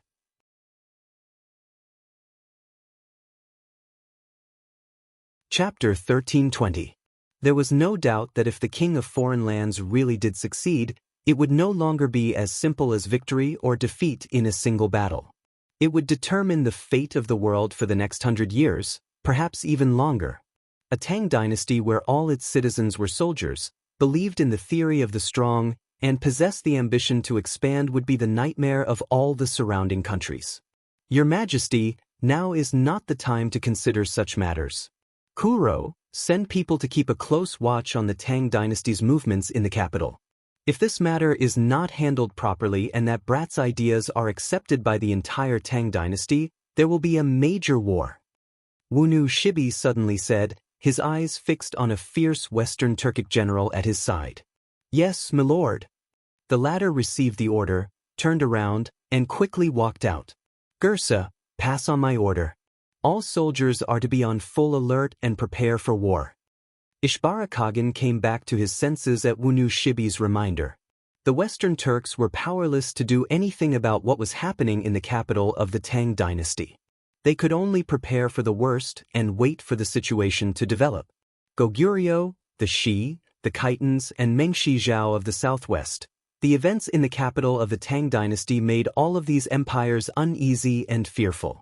Putting aside the reactions of the various factions, the appearance of Wang Chong's might makes right had set the capital ablaze like a barrel of gunpowder. The effects of this matter were far greater than anyone had expected. Wang Chong's influence had attracted the attention of everyone from the imperial court to the common people. The noisy demonstration quieted down in an instant. Every tea-house was filled with people discussing the book. Swords and sabers can destroy the body, but they cannot destroy a person's beliefs. In the conflicts between countries, between peoples, in the boundless forest of darkness, if one does not recognize the importance of courage and strength, the only path left for him is death. In a restaurant in the capital, a man held a book in his hand as he muttered to himself. The words that Wang Chong had written on the last page of Might Makes Right had attracted his attention. In the book published by Wang Chong, there were many sentences that caused heated discussions. This paragraph was one of the most famous. The man muttered to himself as if he had realized something. After the initial excitement and strong anti-war sentiment, he suddenly calmed down, and a look of reflection appeared in his eyes. Perhaps peace isn't wrong, but it's not as easy as you think. It requires a huge price and effort. Just like the book says, only courage and force can maintain this hard-won peace. The man gripped the scroll in his hand tightly as if it was the most precious treasure in the world.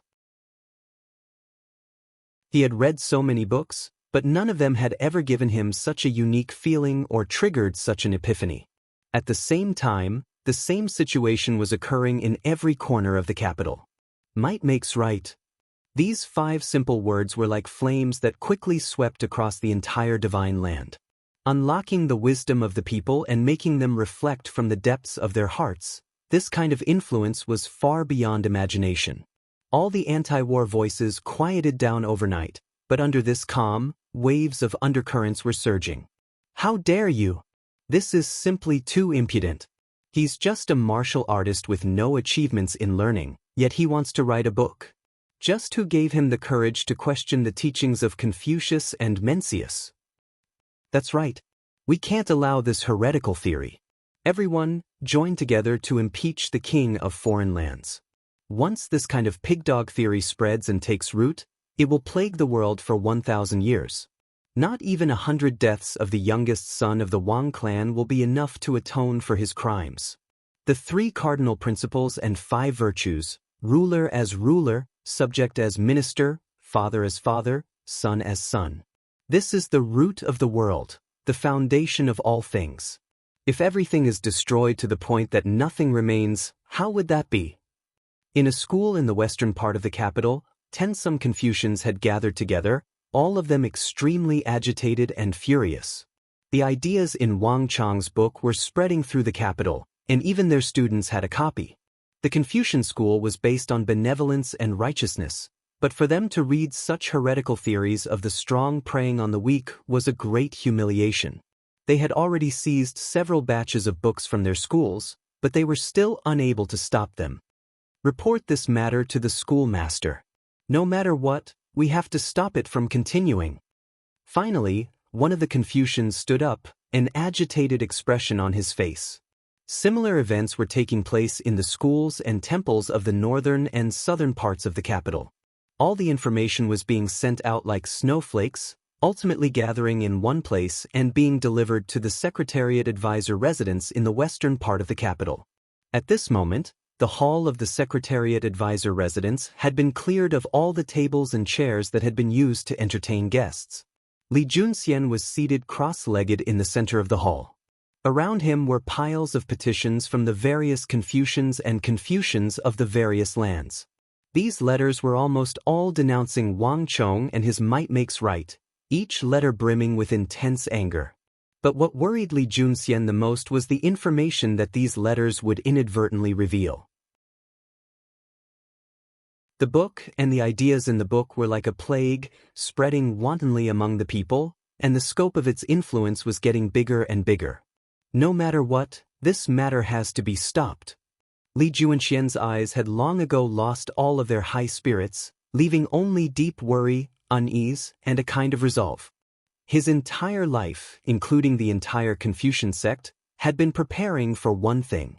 At this crucial moment, Li Junxian could not allow anyone to ruin it. No matter who it was, anyone who dared to do such a thing would be his greatest enemy. In a gust of wind, countless pages flew in front of Li Junxian. If one looked carefully, one would see that these pages were the copies of Might Makes Right that Li Junxian had sent people to buy from the market. They were arranged in an arc around Li Junxian, the contents of which Li Junxian had memorized by heart. Wang Chong, you brought this upon yourself. Li Junxian raised his head, a harsh light in his eyes.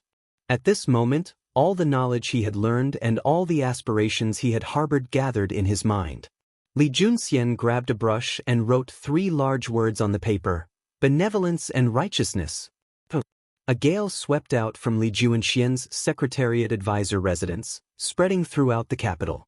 With Wang Chang's publication of Might Makes Right, another storm had begun.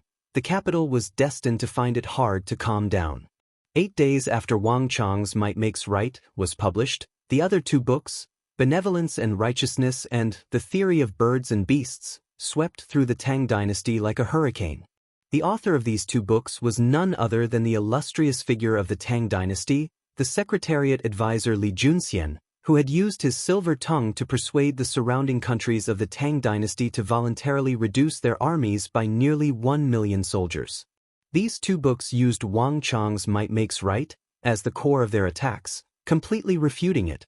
One was a Secretariat Advisor while the other was an advisor-in-waiting advisor, both of whom had made great contributions to the Tang dynasty.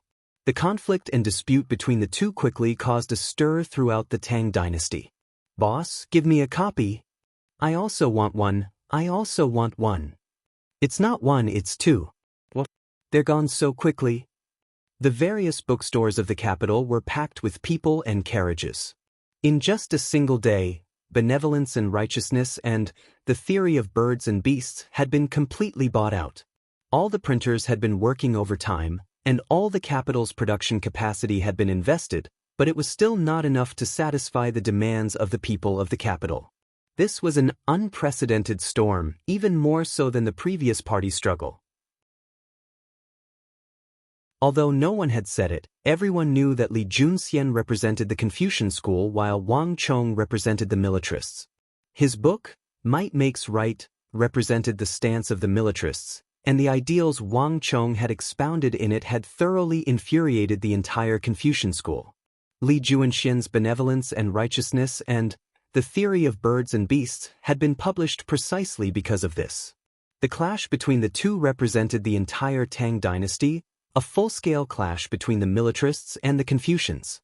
And this clash was highly likely to decide the future of the entire Tang dynasty, perhaps even the entire Central Plains. Every single person, every single force, smelled an extremely dangerous scent from it. A storm is brewing. The entire Tang dynasty is about to undergo a massive transformation.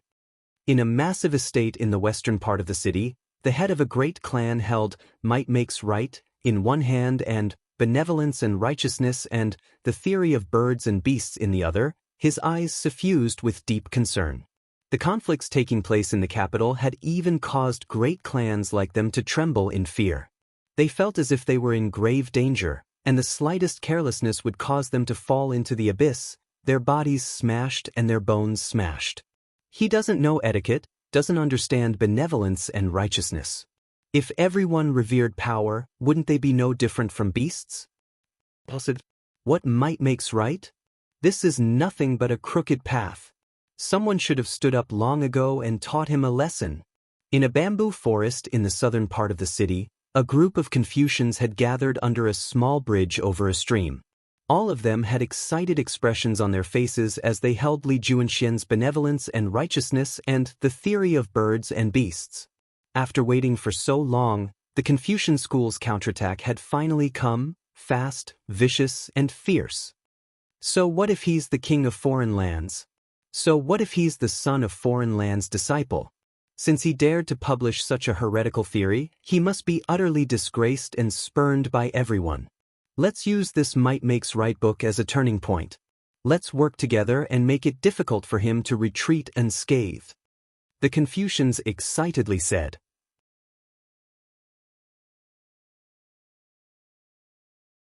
Chapter 1321.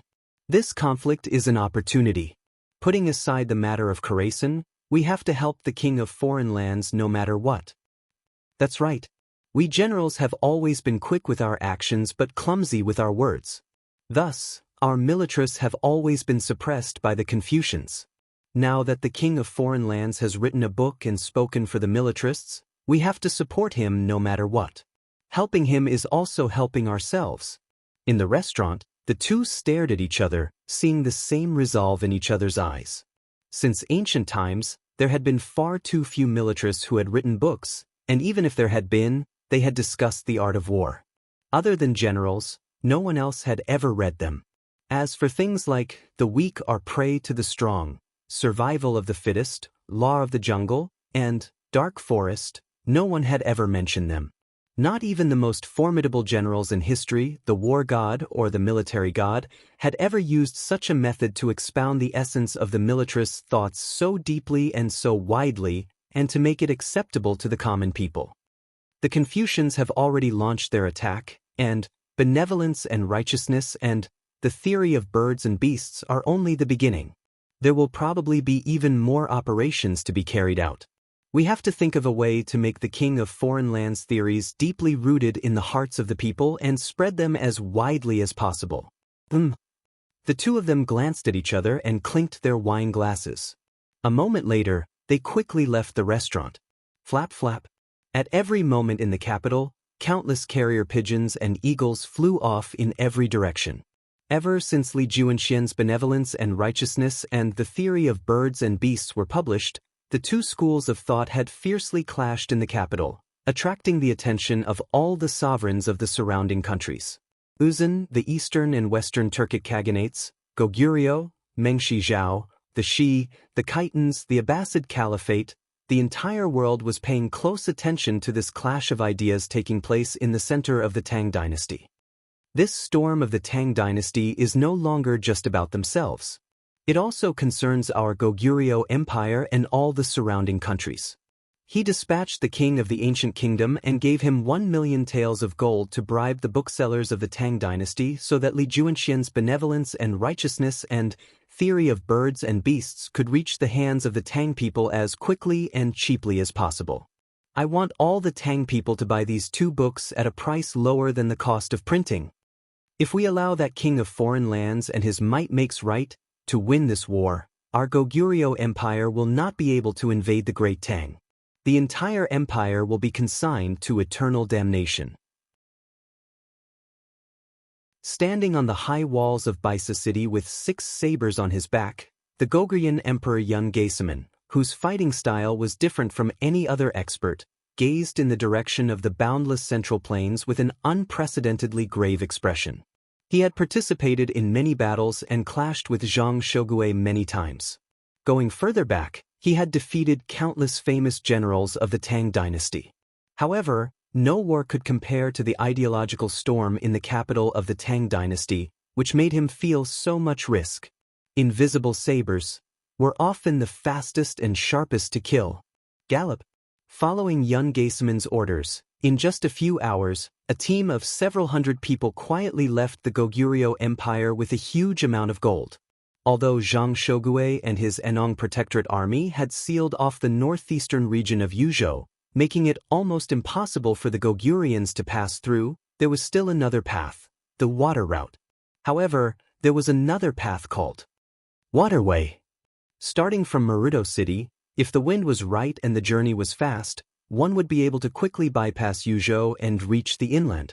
Meanwhile, on the distant Uzun Plateau, a massive vulture flew down from the clouds and landed in the royal capital. The Confucians are finally showing signs of movement. If we want to deal with the Tang people, we still have to use the Tang people. After reading the letter in his hand, Dalen Trinling gave a slight sigh. Tell the Eastern and Western Turks that a good show is about to begin. Inform them. In the name of the 3 kingdoms, inform the Tang dynasty that the king of foreign lands has always been a threat to the 3 kingdoms and the Tang dynasty. If they can successfully deal with the king of foreign lands and minimize the effects of this matter, then the Uzun and the Eastern and Western Turks will all be allies of the Tang dynasty. If Arabia attacks, the 3 kingdoms are willing to assist the Tang dynasty in resisting Arabia. Prime Minister, are we really going to ally with the Tang dynasty? The general responsible for recording the letter asked, his entire body frozen in shock. Dalen Trinling said nothing, only shot a cold glance at the general. The general trembled and paled, but he immediately understood and continued to bury his brush in his desk, furiously scribbling away on his paper. We can only rely on that young Confucian to deal with the king of foreign lands. I am confident that once he sees this letter, he will understand what to do. With a wave of his sleeve, Dalen Trinling left the hall. On the other side, in the capital of the Tang dynasty, flap flap. Countless messenger pigeons flew over the high walls of the Wang family residence and landed in the deepest courtyard. Bang! A few moments later, Su Shixian and Su Kui rushed into Wang Chong's room. "Milord, it's bad. The situation is bad." That Li Junxian of the Confucian sect wrote 2 books, one on benevolence and righteousness and the other on birds and beasts. The entire capital is in an uproar, and all the Confucians are joining together to oppose us. Su Shixian and Su Kui were panting for breath, their faces red and their expressions very uneasy. Wang Chong's might makes right had caused an even greater stir in the capital than imagined. His voluminous speech of tens of thousands of words had deeply agitated all the learned Confucians, inciting their fierce opposition. Countless learned Confucians were working together to impeach Wang Chong, and countless learned Confucians were already writing essays criticizing Wang Chong, following Li Juanxian's example. In the capital, Wang Chong had become the target of public criticism. Countless storms were sweeping toward the Wang clan and Wang Chong, causing the two to feel extremely worried and uneasy. The mouth of the masses can melt metal, and the accumulated slander can melt away the bones. Since ancient times, no military strategist had ever offended the entire Confucian school like Wang Chong. This power was enough to make anyone tremble in fear. Su Shixian and Su Kui couldn't help but worry. "I know." An indifferent voice rang out in their ears. Wang Chong was seated behind a table, his expression extremely calm. This voice was imbued with an indescribable might, causing Su Shixian and Su Kui to fall silent. The two of them stared in shock at Wang Chong. What will come sooner or later. There's no need to worry about the Confucian school. Wang Chong indifferently said. His hand gripping the brush, he began to write on the paper. A few moments later, he finished writing the last few words and then casually tossed the brush back into the brush rack. Since I've written Might Makes Right, I might as well publish this war debates as well. Arrange for this book to be printed as quickly as possible. 10 some papers were stacked on top of the table. They weren't as thick as Might Makes Right, but they weren't thin either. "Yes, Your Highness." The two of them lowered their heads and respectfully replied. Wang Chong nodded. This War Debates was a book based on the relationship between countries in Might Makes Right, and it also included methods of war and goals of war. In the Battle of Khorasan, Wang Chong had obtained 1 billion taels of gold from Arabia, shocking the entire empire. This novel method had never been used before, and even Gao Xianji had been given a massive shock. Without occupying the other side's land, without killing a large number of enemies, one could rely on negotiations and threats to obtain enormous benefits that would benefit the entire empire. This made all the generals feel refreshed. War was to serve the interests of the empire. This was a simple principle, but in this era, in this world, not many people understood this. At the time, Wang Chong had already thought of writing a book that would change the thinking of war in this era. Now that he was riding this wave, he might as well write it together. In addition, Su Shixian, Su Kui, how are the preparations for the things I had you prepare? Wang Chong stood up from behind the table, his hands behind his back. Replying to Your Highness, although it took some time, Your Highness has found all the things you were looking for. In this aspect, young Master Chen Burang has done a great job. Su Shixian bowed as he spoke. Facts speak louder than words. Remember, our opponent is not the Confucians, but the hearts of the world. Saying 1,000 things or saying 10,000 things is far inferior to seeing it with one's own eyes. Begin the operation. Wang Chong's gaze pierced through the open door to the boundless sky, his eyes gleaming with wisdom. After making all these arrangements, Wang Chong flung his sleeves and left the room, turning around to enter another room. The room was pitch black, the doors and windows tightly shut. There was no light, only the black-clothed old eagle standing there, silently waiting. "How is it?" Wang Chong asked. Replying to Your Highness, General Bahram has successfully escaped. In addition, according to Your Highness's orders, we have already threatened the Arabs. Relay Milord's words to them. If the Arabs continue to pursue, the Second Battle of Khorasan will soon take place. The Arabs are still very wary of Your Highness. Although the pursuing army was extremely unwilling, they still retreated. In addition, General Su Hanshan ambushed them with ballistae on the way. This has made them much more obedient. Eagle said. He had traveled through the night from Uzan and the western regions. This was an important matter, and Eagle had personally come to give an account. Very good. Hearing these words, Wang Chong heaved a long sigh of relief. No matter what, this can be considered a great fortune amidst misfortune. The journey from the capital to Khorasan was a long one, but even so, he had always been paying attention to what was happening in Khorasan. Cheng Qianli, Su Hanshan, and Li Sai had marched 1,000 li, and although they had ultimately failed to alter the Sassanid dynasty's fate of destruction, they had still managed to arrive at the last moment, save Bahram and the Angora cataphracts, and persuade the agitated Bahram to conserve his strength and carry out a strategic retreat.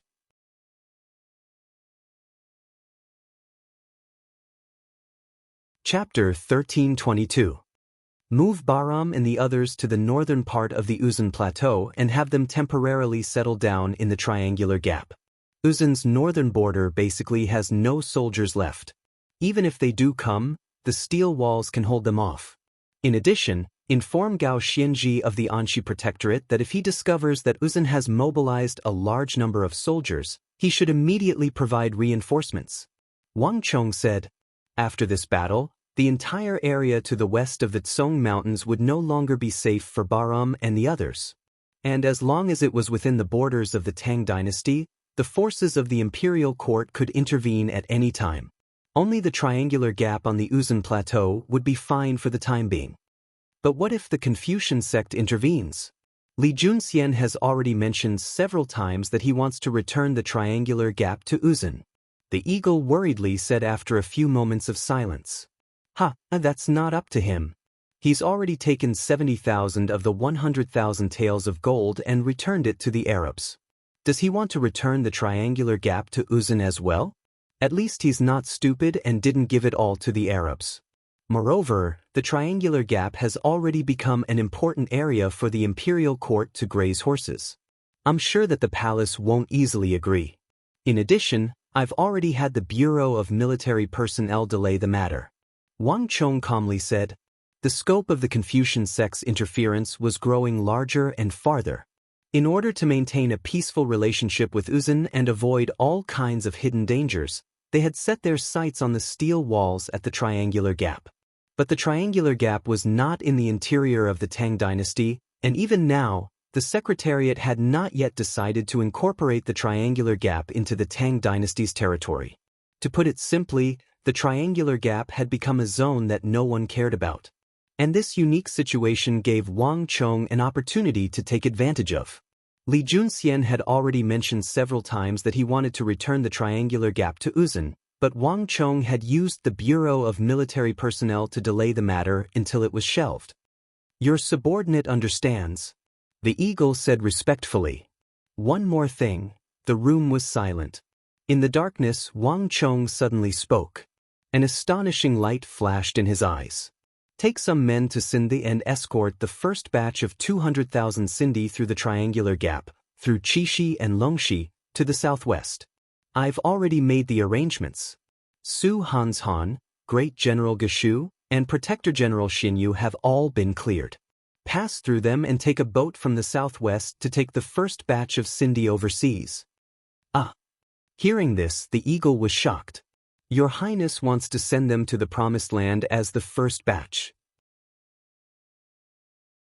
Although Wang Chong did not elaborate, the eagle instinctively thought of the words, Promised Land. The eagle had only found out about this by chance, but Wang Chong had never written it down or explained it in detail. In all of Wang Chong's faction, the only one who knew the specifics was probably Wang Chong's cousin, Wang Liang. Even the eagle only knew that the Promised Land referred to a mysterious continent in the depths of the boundless ocean.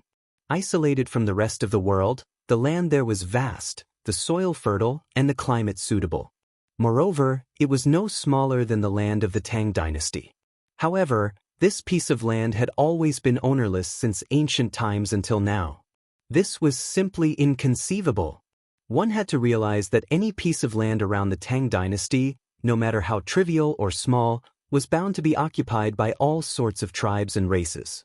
For such a large continent to be devoid of humans was simply a fantasy. If it were anyone else, they would only treat it as a joke. But the eagle knew that not long ago, Wang Chong's cousin, Wang Liang, had followed Wang Chong's instructions and successfully found the Promised Land. Your subordinate will go. As these thoughts flashed through his mind, the eagle quickly lowered his head and bowed. Flap flap.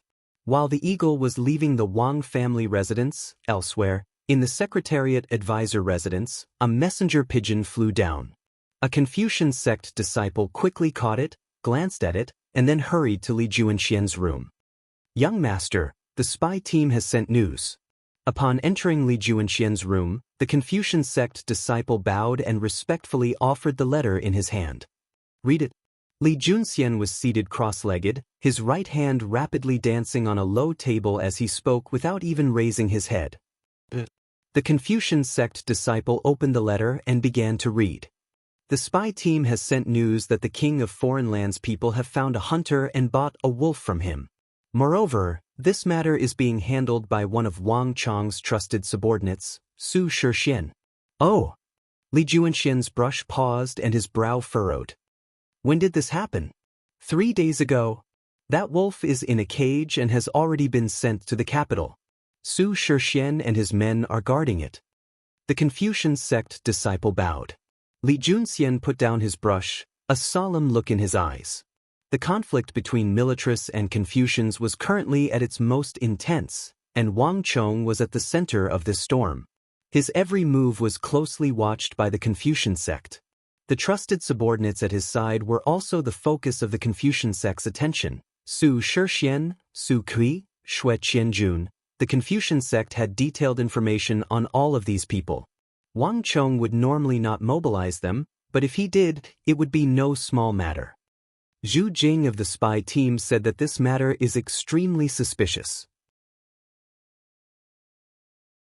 If it was just to buy a wolf or a tiger, there would be no need for Su Shixian to personally act. Thus, he specially reported this matter to young master for instructions. The Confucian sect disciple sternly said. Li Junxian said nothing, only slightly raised his head, a pensive look in his eyes.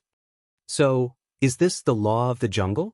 Li Junxian muttered to himself, a profound look in his eyes. Wang Chong's might makes right had spread like wildfire in the capital, causing a huge uproar. In order to deal with Wang Chong, Li Junxian had sent people to buy a large number of copies of Might Makes Right, allowing him to understand the theories in Wang Chong's book like the back of his hand. The law of the jungle was one of the most famous theories. Tigers devour wolves and wolves devour sheep. This was the law of the animal world, a matter of course. Wang Chong's goal in buying a wolf at a time like this was obvious. Pass on my order. Immediately find me some of the most formidable beast tamers from the western regions. I want them to get me a few tigers, a few wolves, and a few sheep. Whether they're tigers or sheep, once they're locked up, they have to live in harmony. Remember, as long as the king of foreign lands releases that wolf, have those beast tamers lock those tigers and wolves in a cage and release them all. Tigers don't devour wolves, and wolves don't devour sheep. I want to see what else he has to say then. Li Junxian sternly said. The western regions were different from the central plains, and to the west of the forest, there were some extremely skilled beast tamers in countries like Arabia and Karak's Spaz Inu who could tame beasts like tigers and wolves into submission. Even if you delivered sheep or dogs to their mouths, they would never eat them. Wang Chong had said in his book that the law of the jungle was a principle of nature. When the time came, he would have nothing to say. This subordinate will go. The Confucian sect disciples heeded the order and quickly left. In a few short moments, the entire Wang clan, including Wang Chong's subordinates like Su Shixian, had become the focus of the Confucian sect's attention. The conflict between militarists and Confucians was no trifling matter, and this was a crucial moment. The Confucian sect did not dare to be careless. Putting aside the activity of the Confucian sect, in just half a day, in one of the busiest and most bustling streets of the capital, bang! A pillar smashed down heavily, and dozens of craftsmen suddenly appeared at some point in time. They started to build a platform together. But before the platform could be completed, a massive banner was thrust into the ground next to it, upon which the words King of Foreign Lands were written. Immediately after that, with a boom, another flag was thrown down. However, it was different this time. The white flag danced in the wind with the words, Might Makes Right written on it. It danced in the wind. Hoa! The appearance of these words immediately caused an uproar, and countless people began to flock to the platform. Excuse me. Let me see. Let me see. The crowd was in an uproar. Even though they had never heard of it before, there was no one in the capital, including the prefectures of the Tang dynasty, who did not know of the words Might Makes Right. Li Juanxian's doctrine of benevolence and righteousness and the theory of animals and beasts had attracted the attention of countless people. Although no one said anything on the surface, even the great clans and nobles of the capital were nervously paying attention to this matter. Reporting. The king of foreign lands is moving. On the other side, just as the first stake was planted on Green Dragon Street, a Confucian disciple immediately mounted his horse and galloped off to deliver the news to the junior martial advisor's residence. It's finally begun? Li Junxian narrowed his eyes and stood up from the center of the hall. In this sensitive period, anything related to might makes right was no small matter. He's already so brazen? Get ready. I'd like to see just what he's planning. With these words, Li Junxian raised his robe and stepped over the threshold, vanishing from the hall. Green Dragon Street was one of the busiest streets in the capital. It was lined with rows upon rows of restaurants, tea houses, and tea houses. All of them were richly ornamented and decorated, their walls resplendent and magnificent. The capital's illustrious vast crane pavilion was also located on this street. Bang! A noble boot stepped over the doorstep and landed on the doorstep of the vast crane pavilion. The moment this person appeared, an attendant rushed forward and said anxiously, "Sir, I'm really sorry, but this place is full." "Not even me." The man with the wide sleeves suddenly said, "I'm sorry, you're tuning in to the Passion Pages YouTube channel. We're so grateful for your support, and don't forget to subscribe to join us on this incredible journey through captivating stories. Your generosity through donations truly makes a world of difference, as it's the primary source of revenue that allows me to expand and enhance this channel for you. Thank you from the bottom of my heart for being a part of this adventure.